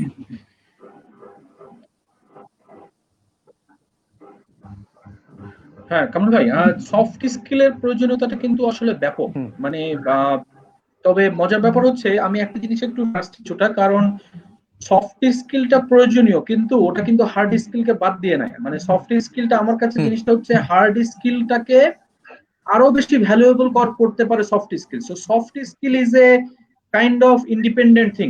মানে এটা মানে হার্ড স্কিল যার ভালো, মানে একটা ইঞ্জিনিয়ার যে কমিউনিকেশনও ভালো সে অনেক দূরে যাবে, যে টিম ওয়ার্কে ভালো সে আরো অনেক দূরে যাবে। আমাদের দেশে দেখা যায় যে টেকনিক্যাল এডুকেশন গুলাতে সফট স্কিলটা একেবারে ইগনোর করা হয়। আবার সফট স্কিল আমরা যারা করাচ্ছি অনেক সময় তারা আবার অনেকটা হার্ড স্কিলকে ইগনোর করছে, কিন্তু ওইটাকে ছাড়া কিন্তু হবে না। মানে এবং আজকে আমি মনে করি বাংলাদেশের টেকনিক্যাল সুপিরিয়র যারা, তারা দেশের জন্য আরো কন্ট্রিবিউট করতে পারতো যদি তারা সফট স্কিলটাতে ইম্পর্টেন্স দিতেন। এবং আমি অনেক সময় শুনেছি, আরেফিন ভাই হয়তো বা আরো ভালো বলতে পারবেন কারণ উনি আছে, আমি পড়ালেখা করেছি বা দেখেছি আমরা যখন বাংলাদেশের ইঞ্জিনিয়াররা কোয়ালিটিতে ওয়ার্ল্ড ক্লাস, কমিউনিকেশন বা ম্যানেজারাল কোয়ালিটিতে অনেক খারাপ। এবং এই কারণে কিন্তু এশিয়ান ইনস্টিটিউট অফ টেকনোলজি যখন থাইল্যান্ডে ওরা কিন্তু যাত্রা শুরু করে, ওরা কিন্তু এই এশিয়াতে প্রথম ইঞ্জিনিয়ারদের জন্য এমবিএ প্রোগ্রামটা খোলে, যেটার নাম ছিল ম্যানেজমেন্ট অফ টেকনোলজি। বিকজ ওরা দেখলো যে না, ইঞ্জিনিয়ার তো দে আর টেকনিক্যাল নলেজ সুপিরিয়র, বাট তাদের সফট স্কিলে সমস্যা আছে। তখন কিন্তু তারা বর্তমান বিশ্বে তাকায় দেখেন ওয়ার্ল্ডের বড় বড় যে টেকনিক্যাল কোম্পানি আছে, মাইক্রোসফট বা আপনার গুগল বা আরো বড় বড় যে সিইও কারা হচ্ছে, তাদের একটা ইঞ্জিনিয়ারিং ব্যাকগ্রাউন্ড আছে, মানে তারা superior in hard skill plus they did the MBA, এবং এই দুটোকে মিলিয়ে কিন্তু তারা সরকারি এগিয়ে যাচ্ছে। কিন্তু বাংলাদেশে দেখবেন যে এই ধরনের ব্যাপার মানে এই ধরনের লোকজন বুঝি না। আমরা এখন পর্যন্ত পুরো সেপারেটলি কাজ করতে যাই, আমরা ধরেই নিই যে টেকনিক্যালি ভালো নাই, আর যার সফট স্কিল আছে ওর হার্ড স্কিল।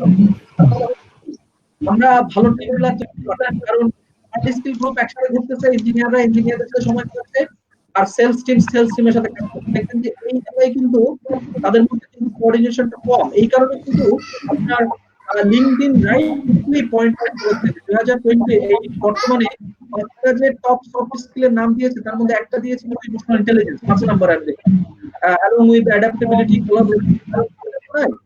আমি মাইক্রোসফটের সিইও স্টিভ বলমারকে একটা লেকচার শুনছিলাম, I really I was impressed.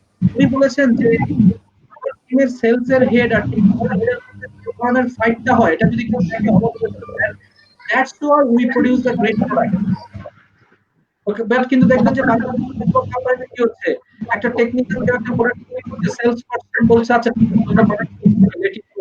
কারণ আজকে যে আমরা মোটামুটি একটা সুন্দর ডিসকাশন ভালো একটা জায়গায় আনতে পারি, এটা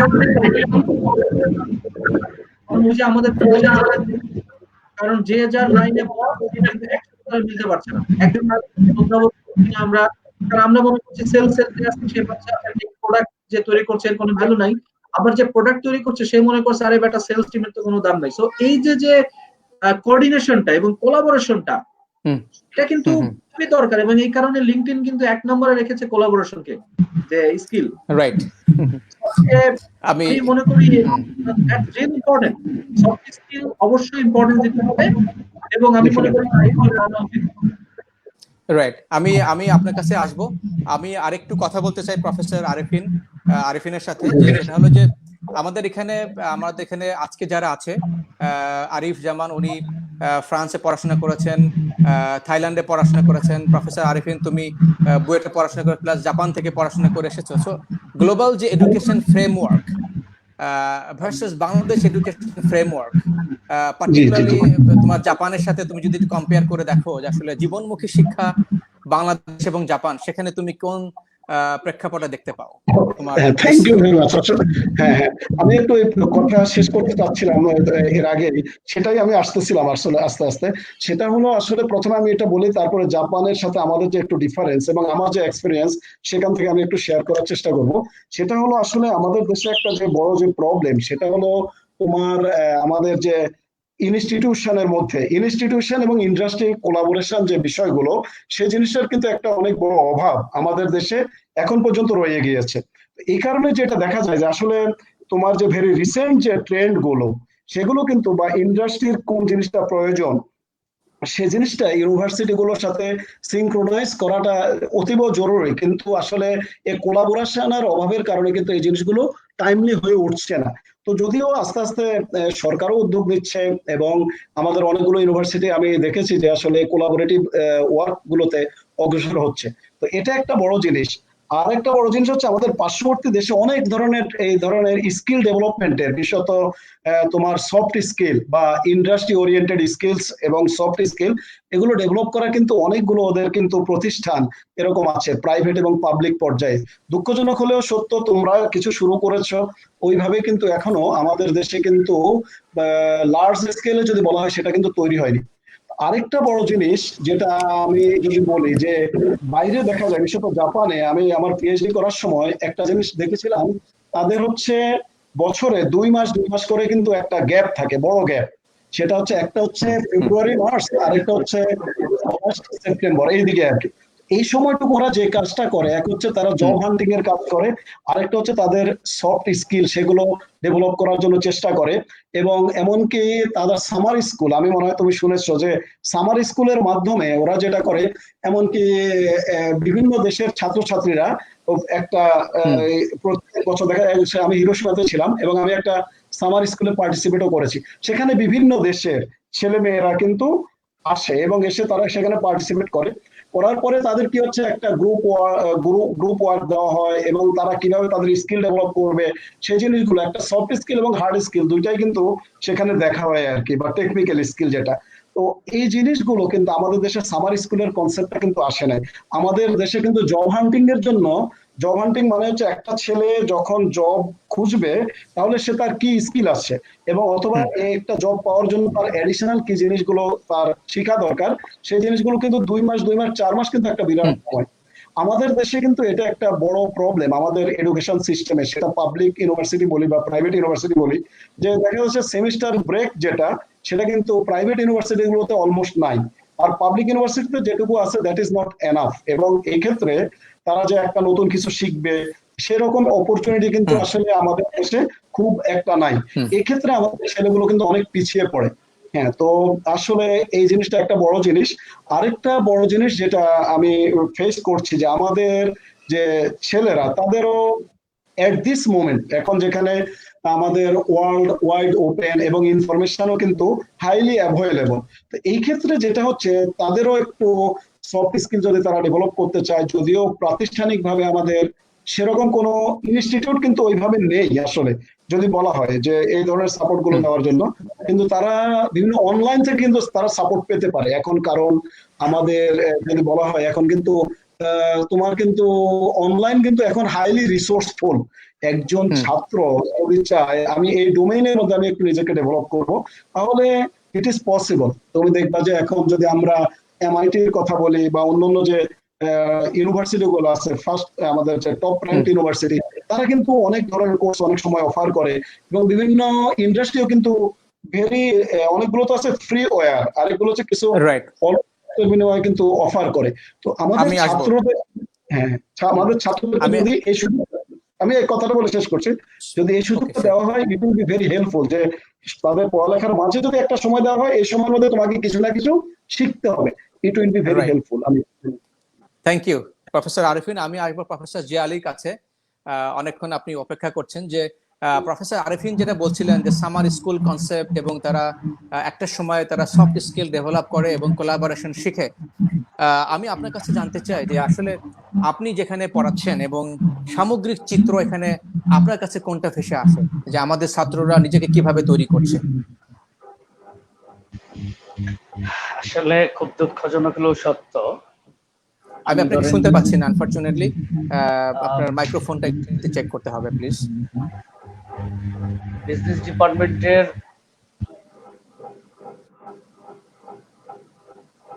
আনমিউট করতে হবে, রাইট। এখন শুনতে পাচ্ছেন? নো, আমরা এখনো শুনতে পাচ্ছি না। আমি শুনতে পাচ্ছি অবশ্য ভাই। হ্যাঁ, আপনি শুনতে পাচ্ছেন? আমি জিয়া আলী স্যারের কথা শুনতে পাচ্ছি। আমি শুনতে পাচ্ছি, কিন্তু আমি অন্যভাবে শুনছি। ইটস ওকে, আপনি কন্টিনিউ করেন। জি বলেন। ধরেন business department of business administration, আমিও হেড, আরিফ ভাইও হেড। যারা বাংলাদেশের ব্যবসায় প্রশাসন শিক্ষা সম্পর্কে যাদের ন্যূনতম ধারণা আছেন, তারা জানেন যে আমরা বিবিএ তে 40 থেকে 45 বা 48টা সাবজেক্ট পড়াই। আরিফ ভাই, জি জি, 40 থেকে 45টা বা 48টা সাবজেক্ট পড়াই বিবিএ তে। আচ্ছা, এই 40 বা 45টা সাবজেক্টের যদি কন্টেন্ট আপনাকে আমি বলি 1 বাই 1, সেই সময় আপনার হবে না, তবে এক দুইটার বলি আমি। যেমন প্রিন্সিপাল অফ মার্কেটিং আমি পড়াই। প্রিন্সিপাল অফ মার্কেটিং কি, মার্কেটিং এর কনসেপ্ট কি, হোলিস্টিক মার্কেটিং কি, মার্কেট সেগমেন্টেশন কি, মার্কেটিং মিক্স কি, এই ওভারঅল বিষয়গুলো। বাট এইভাবেই 40টা সাবজেক্ট 4 বছর আমি যে পড়ালাম, আর শেষের 3 মাস গিয়ে ইন্টার্নশিপ করে সেটা না করার মতো, that is the practical scenario. এই 4টা বছর সে যে পড়াশোনা করলো, আরিফিন ভাই যেটা বলছিল সামার স্কুলের কনসেপ্ট, বাংলাদেশে তো এটা নেই আসলে। তো এই 4টা বছর সে শুধু একাডেমিক পড়াশোনাতে যে সাবজেক্টিভ জ্ঞানটা নিল, সেই সাবজেক্টিভ জ্ঞানটা কিন্তু এই জ্ঞানটা কিন্তু বুকিশ জ্ঞান, not practical oriented at all, এবং 10% প্র্যাকটিক্যাল ওরিয়েন্টেড না। আবার আমাদের হাত পা বাঁধা হলো, আরিফ ভাই যেটা প্রথমে বলেছিল, যে ইউনিভার্সিটি গ্র্যান্ড কমিশন থেকে একটা সিলেবাস অ্যাপ্রুভ করে আনতে হয় সব বিশ্ববিদ্যালয়কে, এটা সব বিশ্ববিদ্যালয়কে মোরালেস। তো সেখানে নতুন কোন সাবজেক্ট ইনক্লুড করাটা এটা খুবই দুরূহ, এবং এটা প্রায় অসম্ভব বলা যায় আর কি। তো এমত অবস্থায় এই 48টা সাবজেক্টের ভার নিতে গিয়ে ছাত্ররা নতুন করে কোনো সফট স্কিল নিতে তারা আগ্রহ বোধ করে না। আমরা যখন আপনাদের মতো এক্সপার্টদের, কর্পোরেট বসদের নিয়ে ক্যাম্পাসে বিভিন্ন প্রোগ্রাম করি, আমি ট্রেনিং করাই, ওয়ার্কশপ করাই সফট স্কিলের উপর, তখন তারা আগ্রহান্বিত হয়, কিন্তু আবার তারা একাডেমিক চাপে এটা আবার ভুলে যায়। এবং অনেকে প্রশ্ন করে যে স্যার আমি পরীক্ষার পড়া পড়বো, বা আমি একাডেমিক পড়া পড়বো, না আমি সফট স্কিল এই কাজগুলো করবো। কিন্তু আমি তখন তাকে বলি, বা আমরা শিক্ষকরা বলি যে না, ট্রুলি স্পিকিং, যে তোমার একাডেমিক সার্টিফিকেটটা তোমাকে শুধু একটা গেট পাস দিবে। তুমি বিয়ে বাড়ি যাচ্ছ দাওয়াত খেতে, সেখানে তোমার ইনভাইটেশন কার্ডটা হলো দারোয়ান পর্যন্ত, তুমি দেখাবে যে yes I am entitled to enter the home for marriage ceremony বা something like this invitation. But যাওয়ার পরে তোমার যে টিকেট কি হবে, তোমার ম্যানার্স কি হবে, তোমার কমিউনিকেশন কি হবে, অ্যাপ্রোচ কি হবে, এটাই কিন্তু সফট স্কিলটা। তো আসলে আমাদের সিলেবাস যদি চেঞ্জ করা না হয় বা না যায়, সেটা হয়তো অনেক চাপ। ডক্টর আরিফিন হয়তো একমত হবেন, আরিফ ভাই একমত হবেন আমার সাথে, পাশাপাশি যদি আমরা এমন কোন সিলেবাস এর সাথে দিতে পারি, light syllabus, not hard, as we are hurdling with the current syllabus, তাহলে যদি একটা চেঞ্জ আসে, এই চেঞ্জটা আচ্ছা। খুবই জরুরি। এবং আমাদেরকে কর্পোরেট অনেক এক্সপার্ট এইচআরদের সাথে আমি কাজ করি, তারা খুব দুঃখ নিয়ে ফোন করে বা দুঃখ নিয়ে আমাদেরকে জানতে চায় যে ভাই কি শেখাচ্ছে, কি পড়াচ্ছেন বিশ্ববিদ্যালয়গুলোতে। তারা তো ইন্ট্রোডিউস প্রফেসর জিয়ালি, যে কর্পোরেট থেকে আপনাকে জানাই যে দুঃখ নিয়ে বলে যে আসলে কি শেখাচ্ছে, কি পড়ানো হচ্ছে, রাইট? আমি আরিফ জামান ভাইয়ের কাছে আসবো। আমরা জানলাম, আমরা বুঝি যে আসলে পড়াশোনার সিলেবাস, কারিকুলাম এবং আমরা কোথায় আছি। আপনার কাছে জানতে চাই এট দ্য সেম টাইম আমাদের শিক্ষকতার মান নিয়ে যদি আপনি একটু বলেন, যে এটাও কিন্তু সিমিলার গুরুত্বপূর্ণ, তাই না? আমাদের মেথোডোলজি অফ টিচিং এবং টিচার এবং দি কারিকুলাম সবই কিন্তু সমন্বয়ে একটা ভালো প্রোডাক্ট বের হবে। এই বিষয়ে আপনি কি বলতে চান?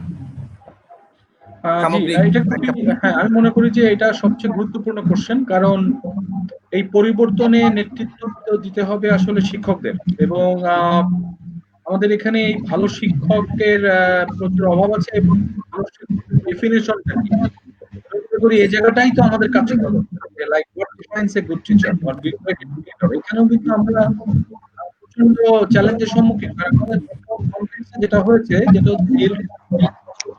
না ক্লাস সাবজেক্টে গ্র্যাজুয়েটদের ওই বেশি হয়ে যাচ্ছে, ড্রাস্টিক্যালি কমে এখন বাংলাদেশের ভার্সিটিতে পড়ালেখা হয়ে গেছে ডিগ্রি নেওয়ার কি করবে, মেজরিটি কিন্তু হতাশ থাকে। সেই কারণে দেখা যায় যে ক্লাসরুমগুলোতে স্টুডেন্টের যে একটা মানে অনেক বেশি লার্নিং এর একটা মানসিকতা ওইটাও কিন্তু আমরা পাই না। এই কারণে কিন্তু টিচাররাও হয়ে যাচ্ছে অনেকটা ক্ষেত্রে আপনার আরো একটা জিনিসে ফোকাস করছে। আপনি যদি অ্যাডভান্স কিছু পড়াতে চান, অল্প কয়েকজনরা, বাকিরা দেখবেন যে আপনার এটাতে পছন্দ করছেন। এবং আমি দেখেছি ভার্সিটি ভালো টিচারের সংজ্ঞা দেওয়া উচিত স্টুডেন্টের ভাষায়, সেটা হচ্ছে যে সেই টিচার ভালো, পড়াটা বাসায় যায় পড়া লাগে না। তুমি আর একটা ভালো টিচার হচ্ছে একটা পড়া ওইটা বাসায় যায় বইয়ের মধ্যে পায়। আমার কাছে খুবই মানে হতাশাজনক মনে হয়েছে। আমার কাছে মনে হচ্ছে যে আমাদের দেশের টিচারের দায়িত্ব হবে একটা তৈরি করা, এবং সে একই টপিকের উপর অ্যাডভান্স টপিক নিয়ে টিচার স্যার আপনি আমাকে এটা শিখাইছেন, আর্টিকেল পাবলিশ হয়েছে যে নাও দে আর লার্নিং এভরিথিং, ইকো হচ্ছে আপনি আমাকে কেন অ্যাডভান্স জিনিস মানে how I can learn this advance thing, right? So আমি মনে করি শিক্ষকদের মধ্যে এই কম্পোনেন্ট ইম্পর্টেন্ট। আমরা যে লিঙ্কডিনে যে সফট স্কিলের কথা বলা হয়েছে, আমি মনে করি এই সফট স্কিলগুলো টিচারদের মধ্যে দেখার সময় এসে গেছে। টিচারদেরকে নিয়ে কিন্তু বাংলাদেশে কখনো আমরা সিরিয়াসলি নিইনি আজ পর্যন্ত, খুবই দুঃখজনক। ইউনিভার্সিটি পর্যায়ের শিক্ষকতাটা এটাতে এখন সর্বোচ্চ জোর দেওয়া উচিত যে কার ঠিক হবে, এবং তাদের টেস্টের জন্য আমরা ডিফাইন করা উচিত নতুন ভাবে। আমাদের দেশে বর্তমানে পর্যন্ত এখন দেখা যাচ্ছে যার রেকর্ড ভালো আছে, ভালো রেজাল্ট করেছে, তাকে আমি টিচারে নিয়ে যাচ্ছি, বাট ইট ইজ অ্যাবসার্ড। আমি যে কোয়েশ্চেনটা করলাম, আমরা সবকিছুরই মান চাই, তাই না? আমরা প্রোডাক্টের মান চাই, প্রোডাক্টের ম্যানুফ্যাকচারিং ডেট চাই, এক্সপায়ারি ডেট চাই আমরা যখন প্রোডাক্ট কিনি। আমরা যদি স্টুডেন্টদেরকে যদি ভাবি, সেখানে যদি আমাদের কারিকুলাম একটা ফ্যাক্টর, সেজন্য কোয়েশ্চেনটা করা আসলে ডেফিনেটলি, তাহলে টিচিং মেথোডোলজি একটা factor, then also the who is teaching behind this is also great factor. তো সেক্ষেত্রে সামগ্রিক মান নিয়ে আপনি কি সন্তুষ্ট? আমাদের এত যে ইউনিভার্সিটি গুলা না, অবশ্যই না। এবং আমি আবার একটু স্টিভ বালমারের একটা লেকচারে ফিরে যাই। উনি একটা লিডারশিপ, উনি কিন্তু পৃথিবীর এখন মনে হয় 11th richest person, and he was the for the longer time he was the CEO of Microsoft. উনি একটা কথা বলেছিলেন যে we recruit great people and they produce great products. So এই জায়গাটায় আমাদের ইম্পর্টেন্স দেওয়ার সময় এসে গেছে। আমরা এক নাম্বার যদি কেউ বলে, আমি বলবো যে এডুকেটরসটাতে আমি ইম্পর্টেন্স দিতে বলবো, যে জায়গাটায় প্রচন্ড হতাশাজনক অবস্থা। আমরা এই জায়গাটায় প্রচন্ড ভাবে পিছিয়ে আছি। And when I have the good educators, then they will demand the মানে আপডেটেড সিলেবাসের কথা তখন তারা বলবে, এবং এটা যখন কালেকটিভলি আসা শুরু করবে তখন কিন্তু আস্তে আস্তে ল্যান্ডস্কেপটা চেঞ্জ হবে। তখন কিন্তু অল দ্য টিচার, বিকজ আজকে দেখা যাচ্ছে যে স্টুডেন্টরা ভালো টিচার যে আছে মনে করেন মানে আধুনিক মানসিকতার, সেই টিচার কিন্তু আজকে আউটলায়ার হয়ে যাচ্ছে, কারণ মেজরিটি তো তাই না। সো এই কারণে কিন্তু ওই মেজরিটির ভয়েসটা হয়ে যাচ্ছে মানে আসল ভয়েস। এই জন্য কিন্তু ভালো টিচার, যেটা আরিফিন ভাই বলেছে, যে অনেকে অনেক ভালো ভালো আইডিয়া নিয়ে আসে কিন্তু তারা পরে ইমপ্লিমেন্ট করতে পারে না। তো এই জায়গাটায় আমি মনে করি সবচেয়ে গুরুত্ব দেওয়া উচিত। সো আমি হ্যাপি না এই জন্য শিক্ষকতায় পরিবর্তন আনতে হবে 1 নম্বর, কারিকুলামে আনতে হবে এবং স্টুডেন্টের মাইন্ডসেট নিয়ে কাজ করা শুরু করতে হবে। ধন্যবাদ। আমি আপনাদের কাছে আসবো। আমি আসতে চাই প্রফেসর আরিফিনের কাছে, যে আসলে আমাদের শিক্ষকতার মান নিয়ে আমরা কথা বললাম, কারিকুলাম নিয়ে কথা বললাম। আমরা উন্নত দেশে দেখেছি আসলে ইউনিভার্সিটি গুলা থিসিস ওরিয়েন্টেড, রাইট? তারা কিন্তু গবেষণা ওরিয়েন্টেড, গবেষণা করে এবং সেখান থেকে একটা নতুন কিছু বের করে। সো পাবলিক ইউনিভার্সিটি এবং প্রাইভেট ইউনিভার্সিটি সেটা যাই হোক না কেন। সো প্রফেসর আরিফিন, আমি তোমার কাছে জানতে চাই আসলে আমাদের এই শিক্ষকতা পরিবেশ এবং শিক্ষক যে তৈরি হবে ভালো শিক্ষক, সেখানে তোমার মতামত কি, এবং সেখানে তুমি থিসিসের মান, পরিবেশ এবং সবকিছু মিলে হোয়াট ইজ ইউর ইভালুয়েশন? হ্যাঁ, থ্যাংক ইউ কামরুল। তো আসলে আমি এই কথা বলার আগে একটা কথা আমার শেষ করে নিই, সেটা বলে তারপর আমি এখানে আসছি। সে কথাটা হলো আমাদের যে ইন্ডাস্ট্রি গুলো, যদিও ইন্ডাস্ট্রিয়ালাইজেশন শুনতে পাচ্ছি সবাই, আমার মনে হয় কি শোনা যাচ্ছে? হ্যাঁ, ওকে। সো আমি বলছি সেটা হলো আমাদের ইন্ডাস্ট্রি গুলো, যে আমার একটু আগে প্রফেসর আলী যে কথাটা বললেন যে আমাদের ইন্ডাস্ট্রির কলিগরা যারা আছেন বা ইন্ডাস্ট্রিতে যারা আছেন তারা কোশ্চেন করে কি প্রোডাক্ট তৈরি করেছো। আসলে তারা এ ধরনের কোশ্চেন না করে তারা কি ধরনের ফ্যাসিলিটি আমাদের ছাত্রদের জন্য তারা আমাদের যখন আমরা আমাদের ছাত্রদেরকে, হ্যাঁ, সেই বিষয়টা কিন্তু তারা মাথায় নেওয়া দরকার। আমি জাপানের কথাটা বলি। জাপানে যারা কোনো কোম্পানিতে জয়েন করে সেখানে দেখা যাচ্ছে যে জব সুইচিং এর রেটটা অতি কম, খুবই কম। এর কারণটা একটা কি, ওরা প্রথম 1 থেকে 1.5 বছর চিন্তা করে আমি আমার এই প্রোডাক্টের যদি কোনো ল্যাগিং থেকে থাকে সে ল্যাগিংটাকে ওভারকাম করে তাকে এমন একটা অবস্থায় নিয়ে আসা যেখানে সে কনফিডেন্স ফিল করবে। এবং একদম এটা ভাবার কোনো কারণ নাই যে আমার একজন স্টুডেন্ট যে সবকিছু শেখে ইউনিভার্সিটিতে বের হবে, এটা ওয়ার্ল্ডের কোনো জায়গায় সম্ভব না। আজকে মাইক্রোসফটে যারা কাজ করছে, এমআইটি থেকে যারা গ্রাজুয়েশন করছে, তারা দেখা যাচ্ছে কোলাবোরেটিভ ওয়ার্কের কারণে তারা দেখা যাচ্ছে যে মাইক্রোসফটে কাজ করার সুযোগ পাচ্ছে। তারা তারপরে অন্যান্য বড় বড় যে কোম্পানিগুলো আছে ফেসবুকে কাজ করার সুযোগ পাচ্ছে। এই কারণে ইন্টার্নশিপের অবস্থায় তারা অনেক কিছু শিখতে পারছে, এই কারণে তাদের স্কিলগুলো অনেক আগে তৈরি হয়ে যাচ্ছে। আমাদের ইন্ডাস্ট্রি গুলোকেও কিছু দায়িত্ব নিতে হবে, তাহলে আমাদের প্রোডাক্টরা কিন্তু আলটিমেটলি ওয়ার্ল্ডে কিন্তু আমাদের প্রোডাক্ট কিন্তু খারাপ না, কিন্তু তাদেরকে প্রপার ওয়েতে নিয়ে যাওয়ার যে বিষয়গুলো সেগুলোতে আমাদের পুরো সিস্টেমের মধ্যেই দোষ আছে। আমাদের ইউনিভার্সিটি বলেন, ইন্ডাস্ট্রি বলেন, গভর্নমেন্ট বলেন, সবার মধ্যে আসলে এই জিনিসগুলোকে মডিফাই করার জন্য উদ্যোগ সবাইকে নিতে হবে।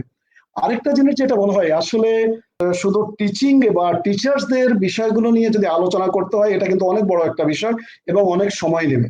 ইনফ্যাক্ট আমাদের দেশে কিছু ব্যতিক্রম ছাড়া আমরা যাদেরকে রিক্রুট করি তারা কিন্তু they are the pioneer students of our country. হ্যাঁ, তারা দেখা যাচ্ছে পজিশনগত ভাবে খুব কিছু ব্যতিক্রম ছাড়া আমরা তাদেরকেই ভালো ভালো স্টুডেন্টকে আমরা রিক্রুট করি। তো ভালো বলতে পজিশনগত ভাবে ভালো, যদি আরো অনেকগুলো ক্রাইটেরিয়া এর সাথে ইনভলভ করা যেতে পারে প্যারামিটার হিসেবে, কি কি প্যারামিটার।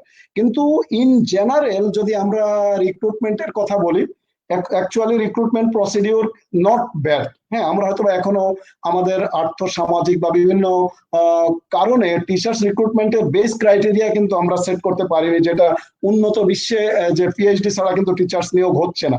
আমাদের আসলে অনেকগুলো বিষয় এক্ষেত্রে চিন্তা করতে হবে। আমাদের এই বাংলাদেশে আমাদের অনেক সময় ইউনিভার্সিটি র্যাঙ্কিং এর কথাগুলো আমরা বলি, বাইরের ইউনিভার্সিটিগুলোর সাথে আমরা কম্পেয়ার করি।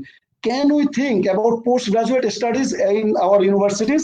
আমাদের দেশের ইউনিভার্সিটি গুলোর পোস্ট গ্রাজুয়েট স্টাডি গুলোর অবস্থাটা কি? এক্ষেত্রে হোয়াট ইজ দ্য সাপোর্ট? কোনো সাপোর্ট আছে?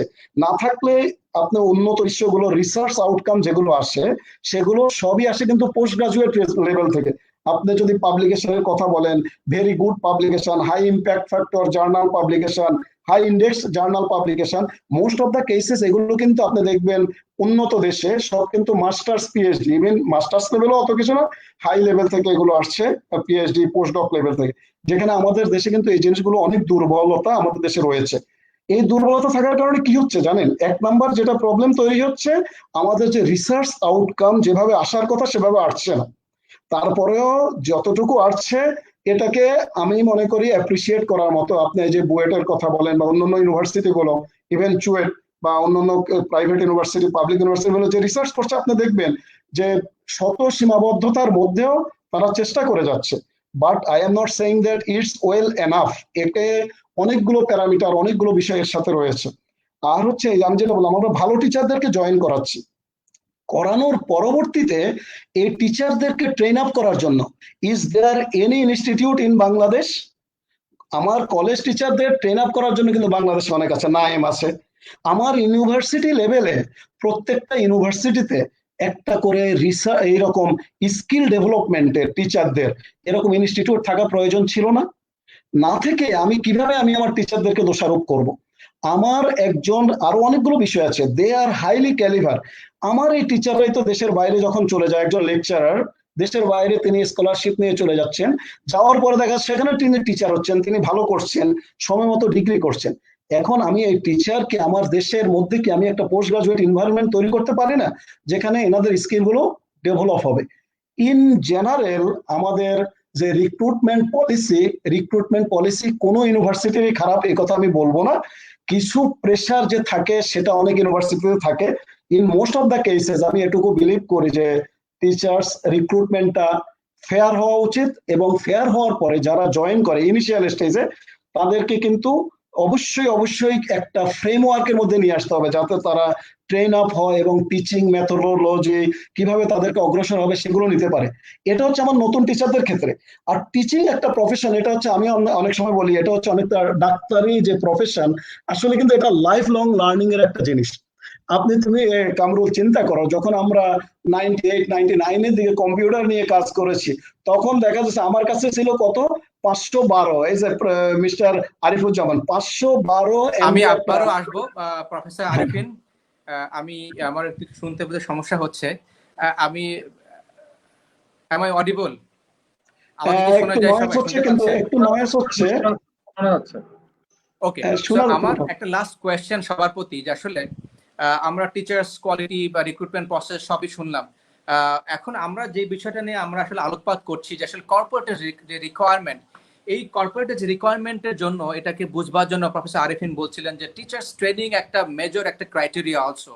তো সেক্ষেত্রে এই যে কর্পোরেটের সাথে ইন্টিগ্রেশন, যে কর্পোরেট কি চায়, বিজনেস ওয়ার্ল্ড কি চায়, এবং সেটার যে integration between the universities and the corporate world, universities and the business world, এই বিষয়গুলো নিয়ে আমি শুনতে চাই সবার কাছ থেকে। S M Arifuzzaman. ধন্যবাদ। হ্যাঁ, বিজনেস ওয়ার্ল্ডের যেটা আরিফিন ভাইয়ের সাথে আমি একমত যে আসলে কিন্তু উনি যে ঠিক জায়গাতে আলোকপাত করেছেন যে বড় বড় যে রিসার্চ আউটকাম গুলো এগুলো কিন্তু মাস্টার্স পিএইচডি লেভেল থেকে হয়। সো এটা তো এক নাম্বার সত্য কথা।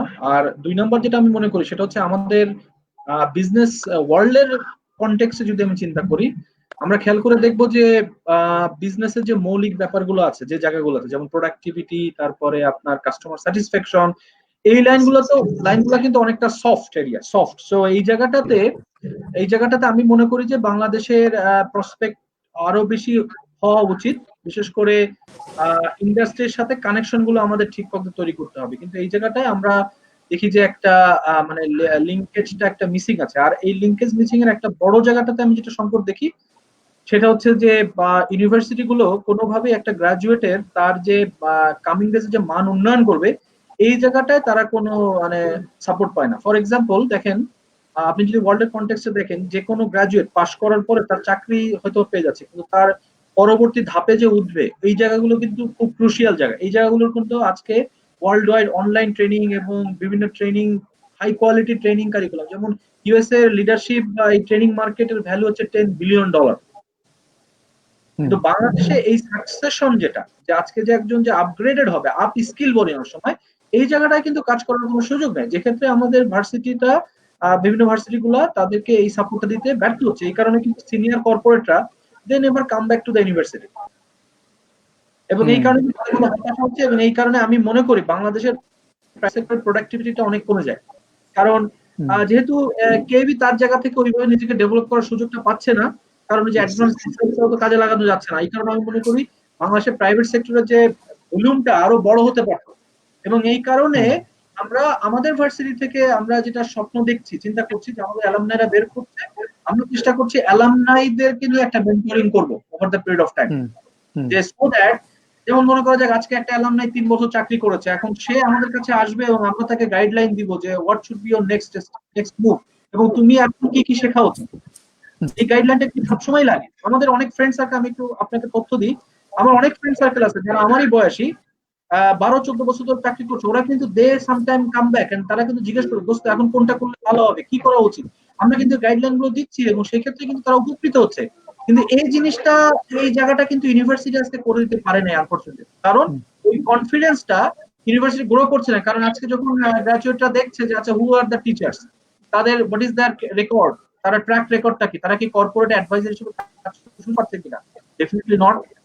এই কারণে আমি মনে করি টিচারের তার over the period of time তাকে গ্রো করতে হবে, তার লাইফে আস্তে আস্তে ক্রেডেনশিয়ালস গুলো বাড়াতে হবে, তাকে নিজেকে কিন্তু উন্নত করতে হবে। যেমন আমি আই এম ড্রিমিং যে আমি শুনলাম যে হার্ভার্ডে আজকে অনলাইন কোর্স চালু করতে যাচ্ছে, তো আমি কিন্তু ড্রিম করছি যে yes I will learn it from Harvard professor. আজকে ইউটিউবের যুগ আছে, আজকে আমরা প্রফেসরদের সাথে, আজকে কিন্তু দেখেন অনেক সময় আমরা বাংলাদেশের ক্ষেত্রে হয়তো বা একটা হাইয়েস্ট লেভেলের ডিগ্রি বা এগুলো নিয়ে কিন্তু সবার ক্ষেত্রে সম্ভব না, বাট ওই হাই লেভেলের যারা কাজ করছে 40 বছরের যে গবেষণালব্ধ কাজ, এই কাজগুলো কিন্তু আজকে ইউটিউব সব জায়গায় পাওয়া যাচ্ছে। তো ওইটা নিয়ে আই ক্যান ডেভেলপ মাইসেলফ, এই অ্যাটিটিউডটা আছে কিনা। সো ফ্যাকাল্টি মেম্বারদের আমি মনে করি, আজকে দেখেন আজকে আপনার ওয়ার্ল্ড যে ফাইন্যান্স ভ্যালুয়েশন, যিনি ফাইন্যান্স সবচেয়ে এক নম্বর অসওয়াদ দামোদরন, উনি আজকে ট্রেনিং করাচ্ছে সারা পৃথিবীব্যাপী। আই ক্যান আমি বলেন well connected to that guy. আজকে রিসেন্ট যেটা ওনার পাবলিকেশন হচ্ছে, আমি কিন্তু সঙ্গে সঙ্গে ইনকর্পোরেট করছি আমার টিচিং এ। সো এই মাইন্ডসেটটা আমাদের আসতে হবে, আমাদেরকে রেডি করতে হবে so that we can learn from the best of the market. Right, ধন্যবাদ এস এম আরিফুজ্জামান। আমি আপনাদের কাছে আসবো professor J Ali. Industry academia collaboration, আমরা কোলাবোরেশনের কথা বলছি, আমাদের ছেলেমেয়েরা কোথা থেকে শিখবে আমরা যদি ইন্ডাস্ট্রি এবং একাডেমিয়া যদি কোলাবোরেশন করতে না পারি? ইন্ডাস্ট্রির সাথে ইউনিভার্সিটি গুলোর যে রিলেশনশিপ এবং exchange, the ideas, summer school concept, whatever. So what is your take on, what is your view point, আপনার দৃষ্টিভঙ্গি বর্তমান রিয়ালিটির পয়েন্ট অফ ভিউ থেকে?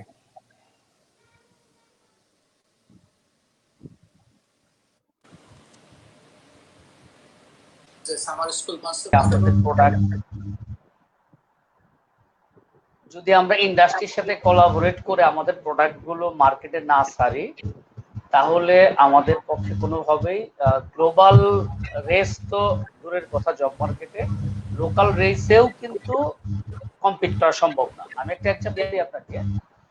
আমাদের লাস্ট 7 ইয়ার্সে কিন্তু গার্মেন্ট সেক্টরে ধরেন 19 বিলিয়ন থেকে 34 বিলিয়ন ইনক্রিজ করেছে income level of garment sector. Whereas আপনার টপ লেভেলে যারা গার্মেন্টস এর সিইও, যারা বাইং হাউসের যারা সিইও, তারা কিন্তু হয় ইন্ডিয়ান অথবা শ্রীলঙ্কা।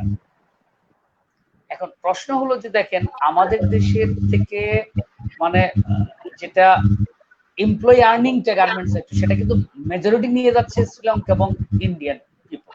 কারণ কি? কারণ আমাদের গার্মেন্টস সেক্টরের যে রিকোয়ারমেন্টস, সেটা আমরা ঘরে বসেও জানতে পারছি না যে গার্মেন্টস কি চায় আর আমি কি প্রডিউস করছি।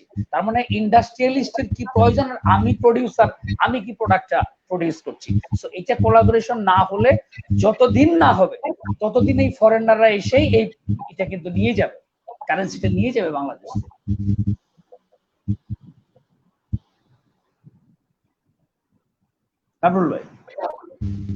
এখন আমাদের সিলেবাসের পাশাপাশি যদি কর্পোরেট লেভেলের এই রিকোয়ারমেন্টসটা আমাদের দেয়া হয় এবং কোলাবোরেশনটা করা হয়, তাহলে শিক্ষকরা, অনেক শিক্ষকই এখন অনেক আন্তরিক। শুনতে পাচ্ছেন আমার কথা? আমি এবার একটু আসতে চাই প্রফেসর আরিফিনের কাছে। প্রফেসর আরিফিন, যে ইন্ডাস্ট্রি একাডেমি কোলাবোরেশন এবং এট দ্য সেম টাইম আমরা যদি দেখি যে পাবলিক বিশ্ববিদ্যালয় থেকে আমাদের ট্যালেন্ট গুলা যে আসলে দেশের বাইরে চলে যাচ্ছে, এবং এটার কারণটা কি? তারা কি একদিকে যেমন আমাদের প্রফেসর জে আলী বলছিলেন যে আমাদের গার্মেন্ট, আমাদের ইন্ডাস্ট্রি, আমাদের ম্যানুফ্যাকচারিং কোম্পানিগুলোর চিফ এক্সিকিউটিভ থেকে শুরু করে the majority of the people are coming from abroad, so এবং তারা সেখানে একটা হিউজ টাকা নিয়ে যাচ্ছে। at the same time আমাদের পাবলিক ইউনিভার্সিটি থেকে যারা ভালো করছে তারা কিন্তু দেশের বাইরে চলে যাচ্ছে, বুয়েট থেকে, চুয়েট থেকে, আমরা সবাই জানি, right? So what is the reason? একদিকে পাচ্ছে না আর একদিকে চলে যাচ্ছে। So thank you very much.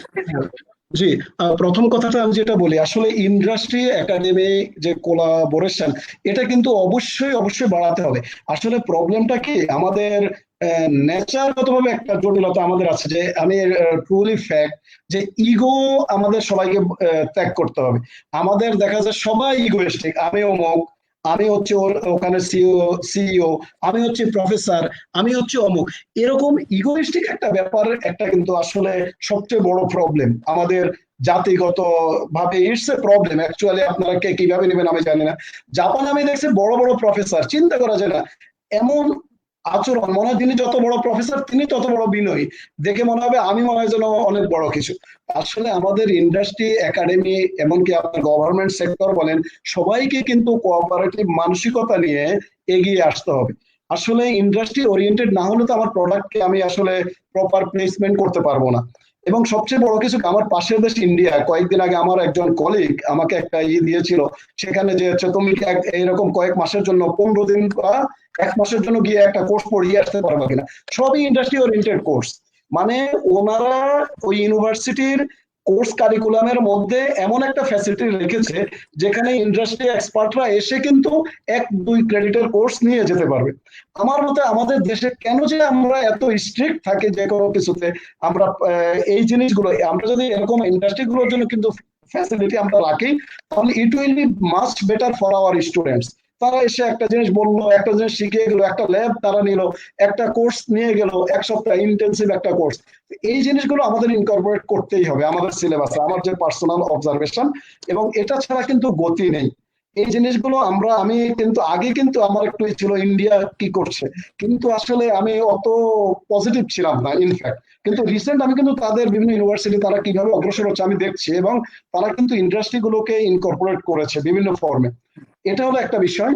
তো আরেকটা জিনিস যেটা তুমি বলেছো যে আসলে আমাদের ছাত্ররা দেশের বাইরে যে চলে যায়, এটা চলে যাওয়ার দুটো কারণ।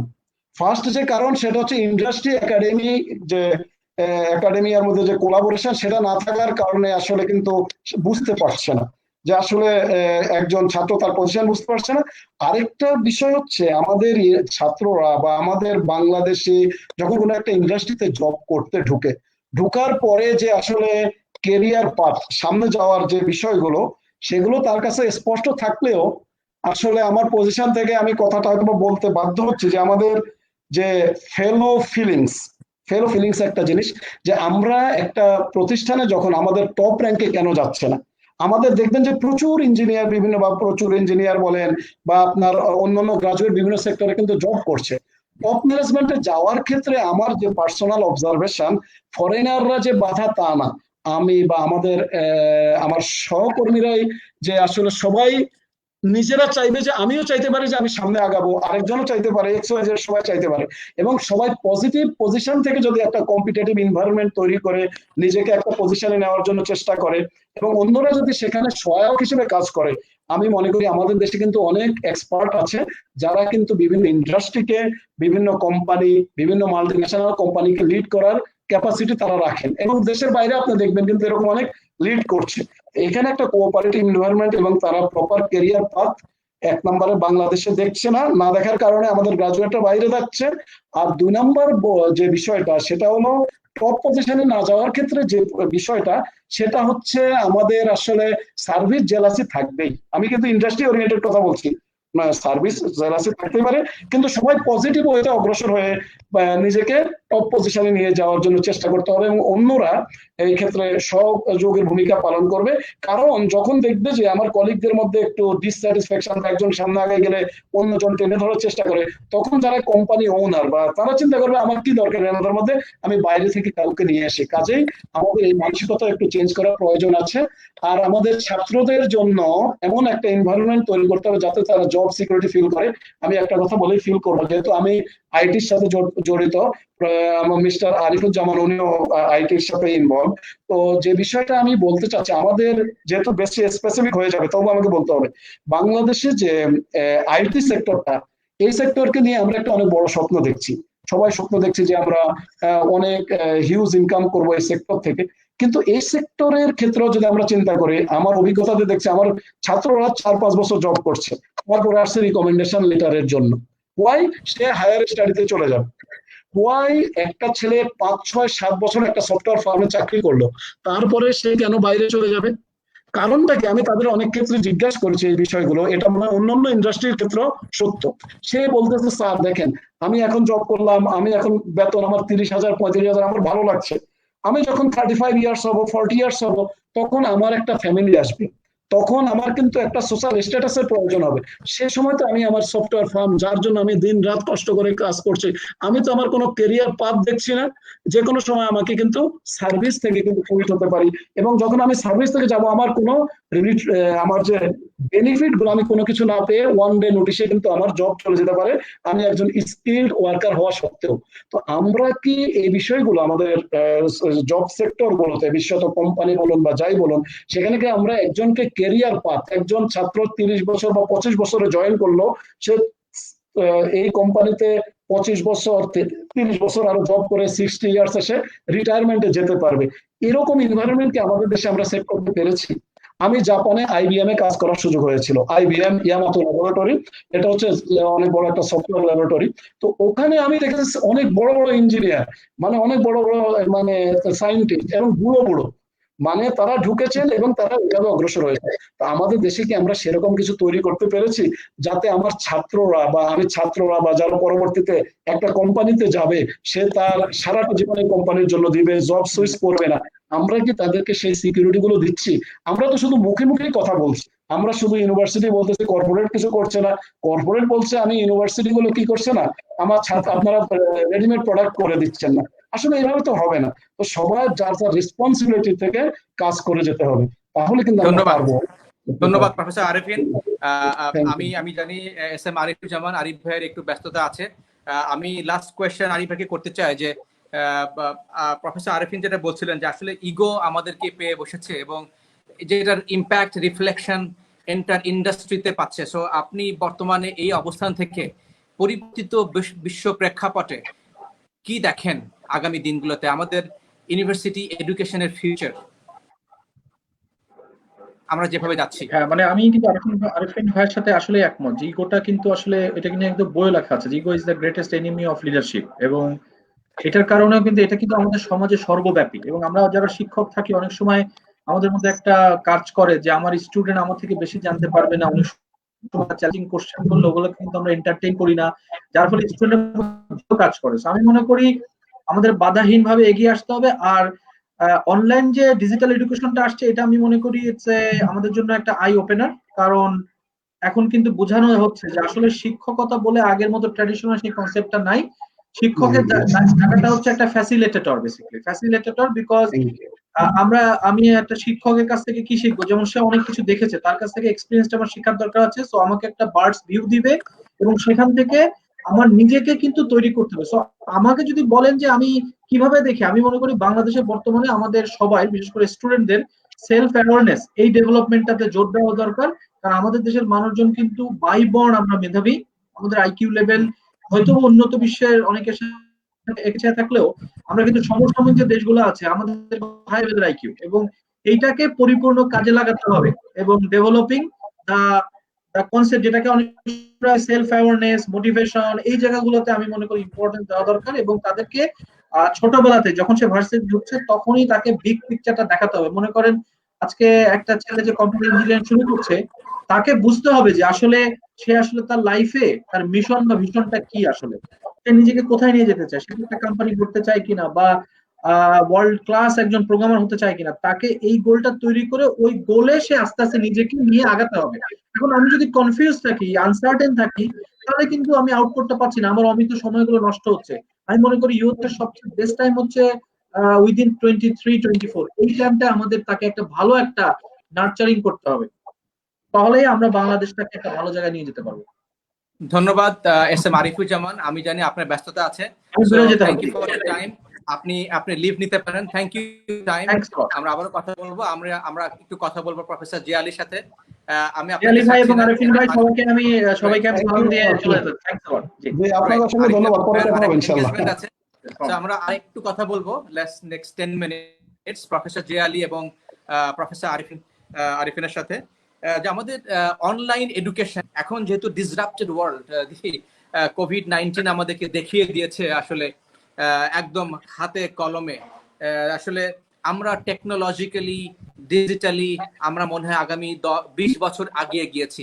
তো সেক্ষেত্রে অনলাইন এডুকেশনের ইম্প্যাক্ট কি দেখছেন বর্তমান আমাদের এক্সিস্টিং ইউনিভার্সিটি কারিকুলামের সাথে do you see complement, do you see competition, do you see impediment? আমি দুজনের কাছ থেকে শুনতে চাই। প্রফেসর জে আলী কাছ থেকে আগে শুরু করি।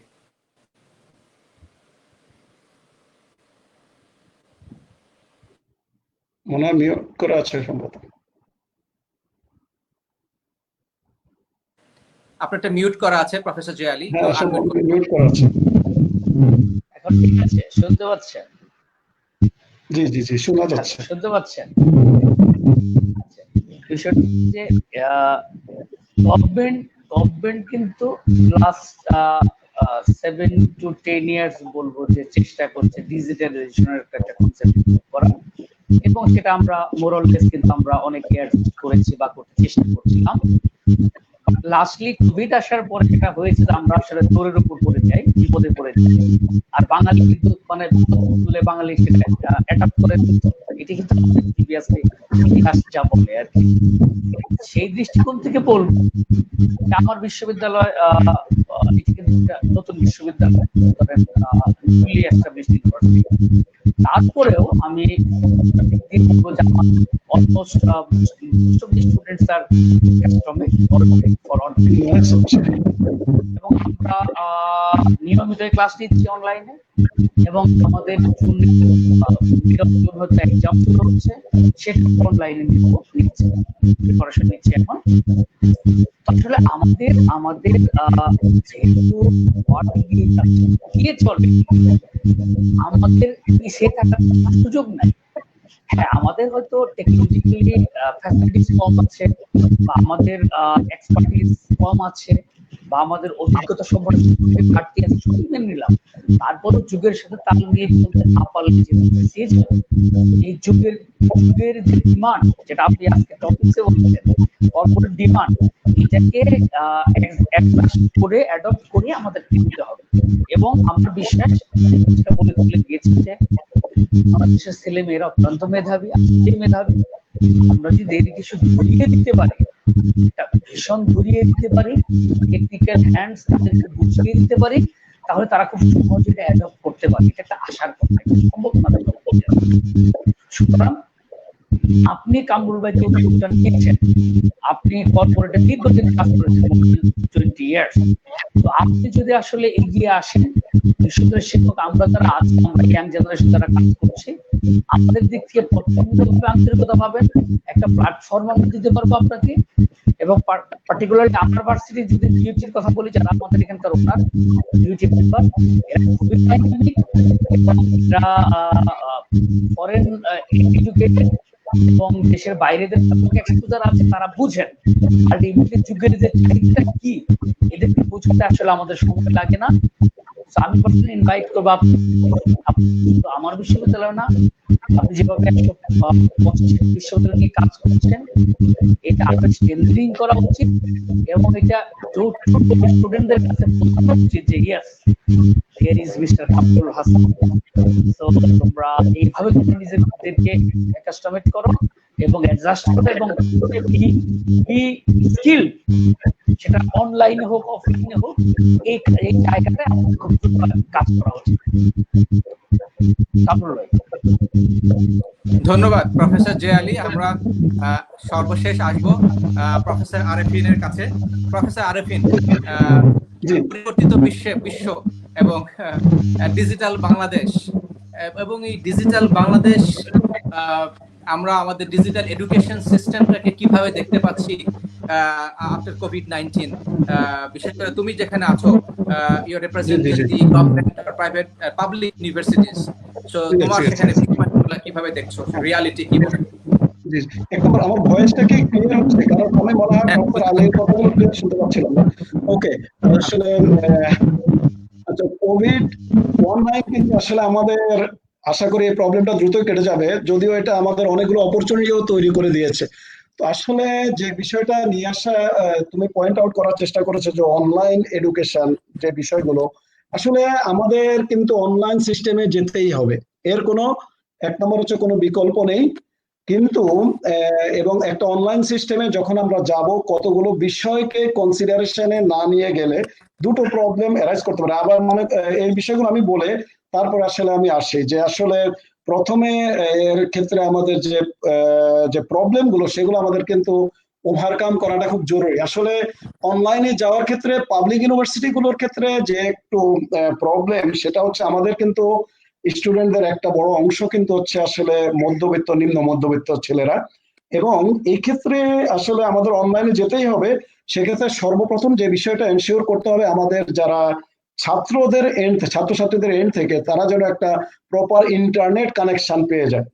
আমরা এখন কথা বলছি এখানেই আমরা ঢাকা শহরে, তুমি এবং হচ্ছে প্রফেসর আলী, আমি চিটাগং এর একটা চুয়েট থেকে একটা ভালো ইন্টারনেট কানেকশনের পজিশন থেকে বসে কিন্তু কথা বলছি। তারপরও দেয়ার আর সাম difficulties we are facing.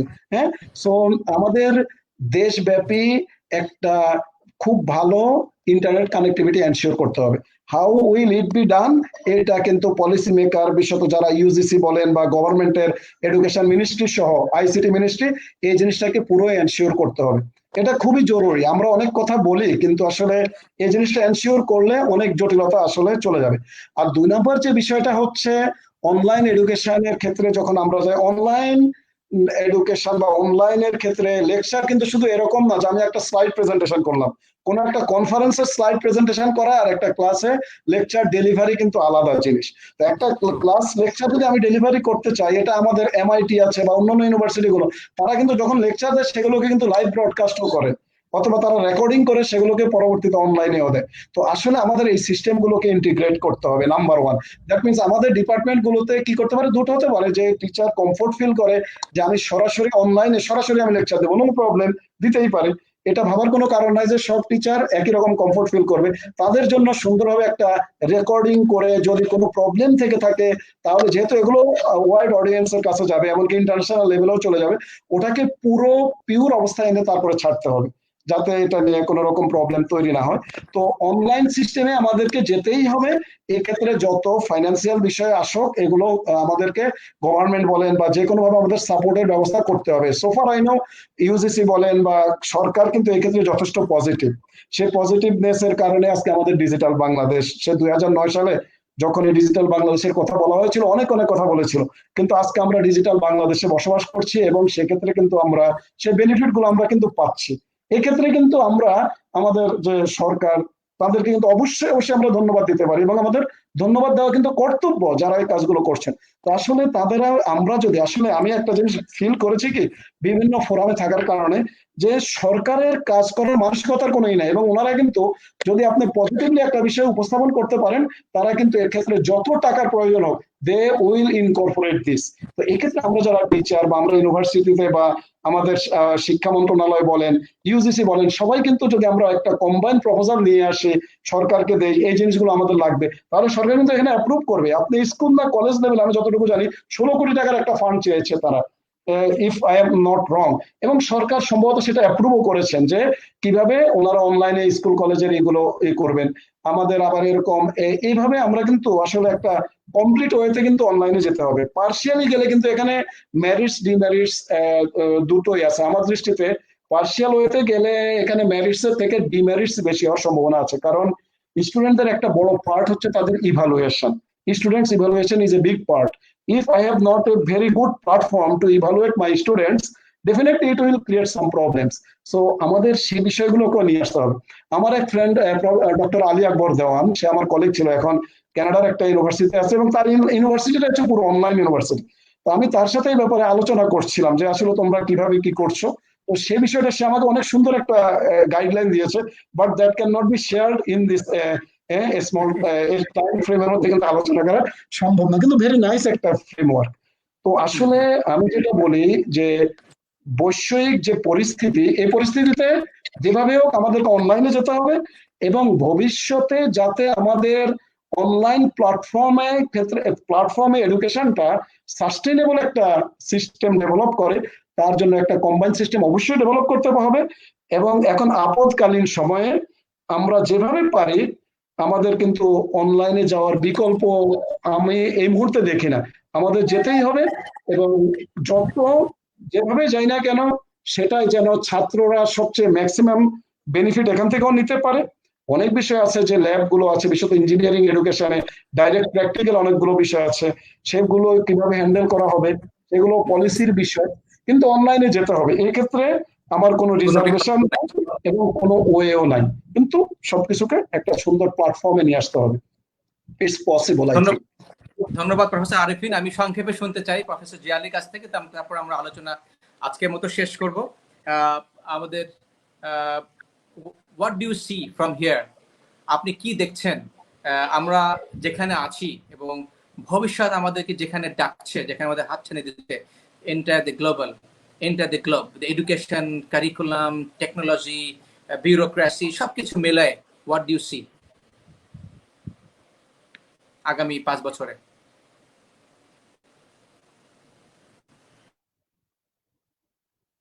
Mute করা আছে, মিউট। প্রফেসর আলী মিউট করা আছে, প্রফেসর আলী মিউট।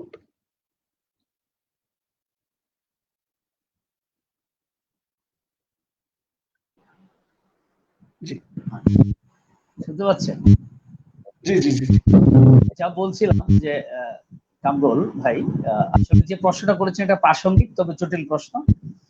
গ্লোবাল যে চেঞ্জটা এসছে লাস্ট 5 ইয়ার্স or 10 ইয়ার্স, এটাকে ধরতে চাইলে বা আমরা যদি সলভ করতে চাই, মাইন্ড সেটআপের বিকল্প করে, যেটা আমাদের এক্সপার্টরা বলেছেন এর আগে, এবং বিশেষ করে প্রফেসরদের যারা পলিসি মেকিং এর প্রফেসর, মানে আমাদের মতো আমরা এখনো কিন্তু প্রফেসর না, জাস্ট আমরা শিক্ষক, ডিসিশন মেকার না, আমরা just teacher, we are teaching.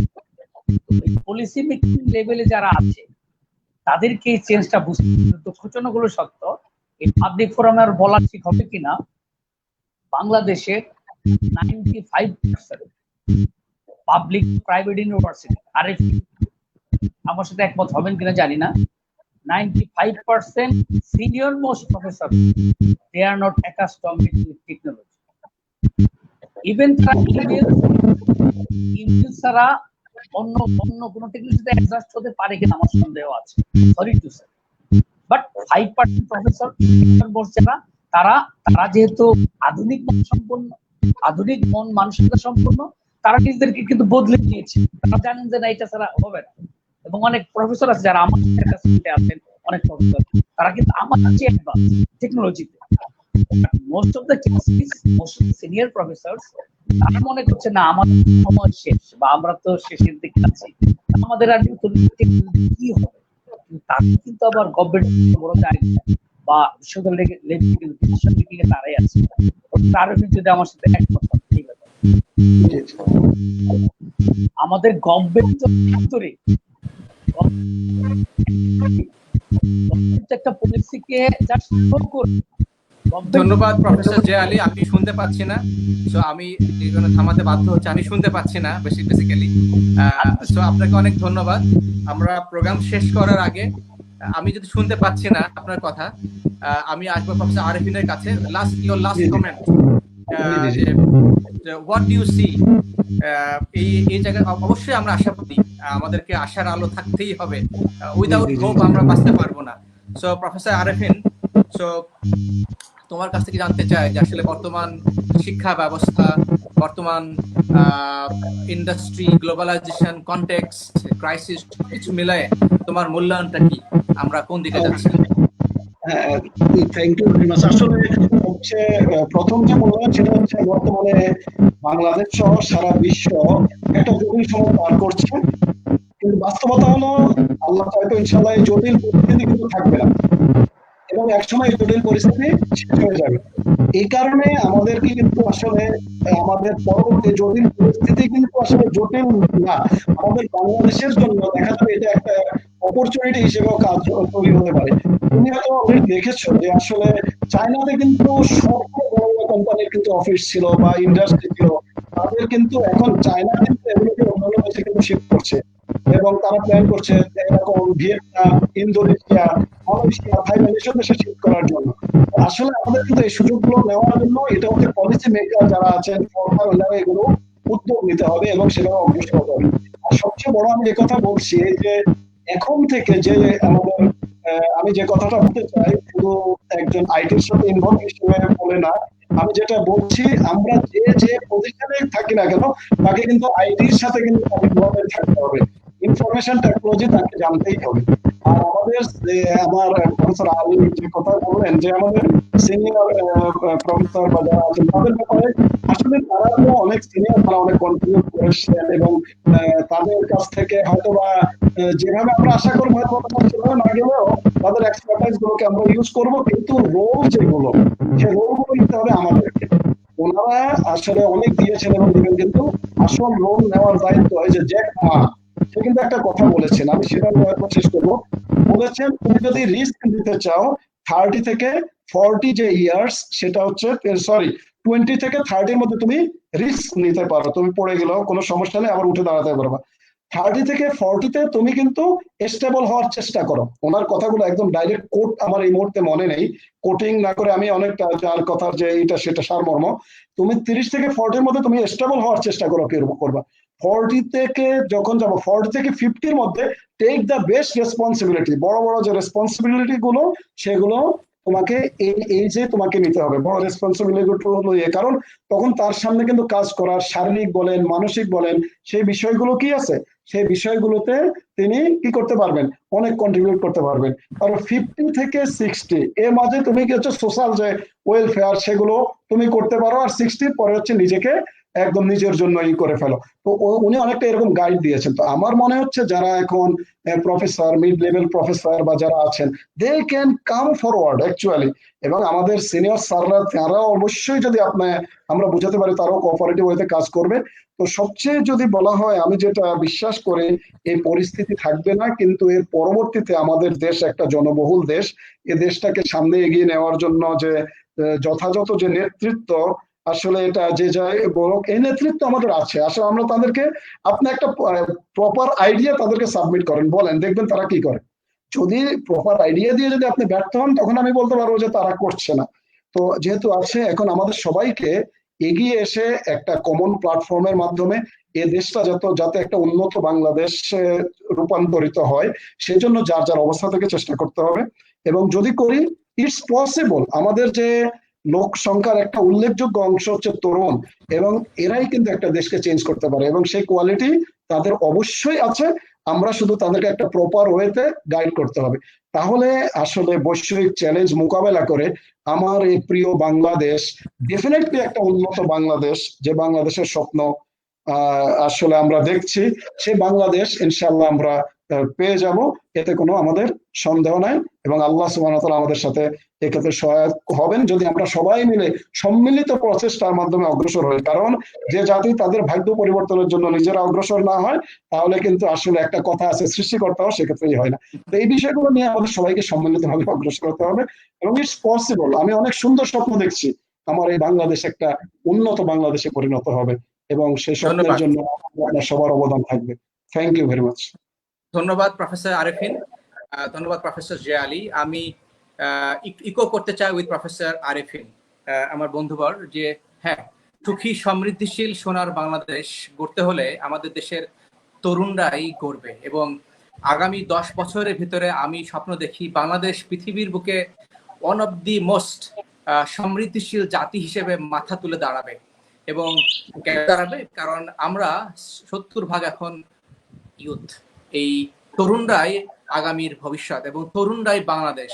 এবং প্রফেসর আরেফিন রাইটলি যেটা বলেছে, যে আসলে আমি ধন্যবাদ জানাই যে হ্যাঁ, এখন দায়িত্ব নিতে হবে তরুণদেরকে এগিয়ে আসতে হবে। এবং আমাদের সামনে যারা সিনিয়ররা যারা আছেন, তারা আমাদেরকে যেন ঠিকমতো গাইড করে, এবং দায়িত্ব আমাদেরকে এখন পালন করতে হবে। এবং আমরা আশাবাদী, আমি সেই বাংলাদেশের স্বপ্ন দেখি, এবং আমি দেখতে পাই আগামী 10 বছরে বাংলাদেশ কোথায় চলে যাবে, শুধুমাত্র আমরা যদি একটু এগিয়ে আসি। এবং আমি সবাইকে ধন্যবাদ জানাচ্ছি, এবং আমি সবাইকে ধন্যবাদ দিয়ে আজকে আমাদের সাথে যারা সংযুক্ত ছিল ফেসবুকে, যারা এখন শুনছে এবং যারা আগামীতে যারা শুনবে, সবাইকে ধন্যবাদ জানাচ্ছি। এবং আমরা সবাইকে আহ্বান জানাবো, আসুন সবাই মিলে সমৃদ্ধিশীল সোনার বাংলাদেশ গড়ে তুলি। এই দায়িত্ব আপনার, আমার, সবার। এই দায়িত্ব আমরা যদি পয়েন্ট আউট করতে পারবো, এই দায়িত্ব ওনার, এই দায়িত্ব ওনার, এই দায়িত্ব আমার নিজের। আমি আমার জায়গা থেকে কতটুকু দায়িত্ব পালন করছি সমৃদ্ধিশীল বাংলাদেশ গড়ে তোলবার জন্য, আমি সেই প্রশ্ন সবাইকে করতে চাই। আসুন সবাই মিলে সহযোগিতার হাত বাড়িয়ে দিই, জায়গা থেকে আমরা নিজেকে 100% ডেডিকেট করি, and then let's look forward. ধন্যবাদ প্রফেসর আরিফিন, ধন্যবাদ professor Zia Ali for your thank wonderful you discussion. Thank you very much Kamrul, অসংখ্য ধন্যবাদ তোমাকে। It was a great time with you. হ্যাঁ, and professor Ali, thank you very much. Thank you very much. May God bless all of you. Take care. Khuda Hafiz.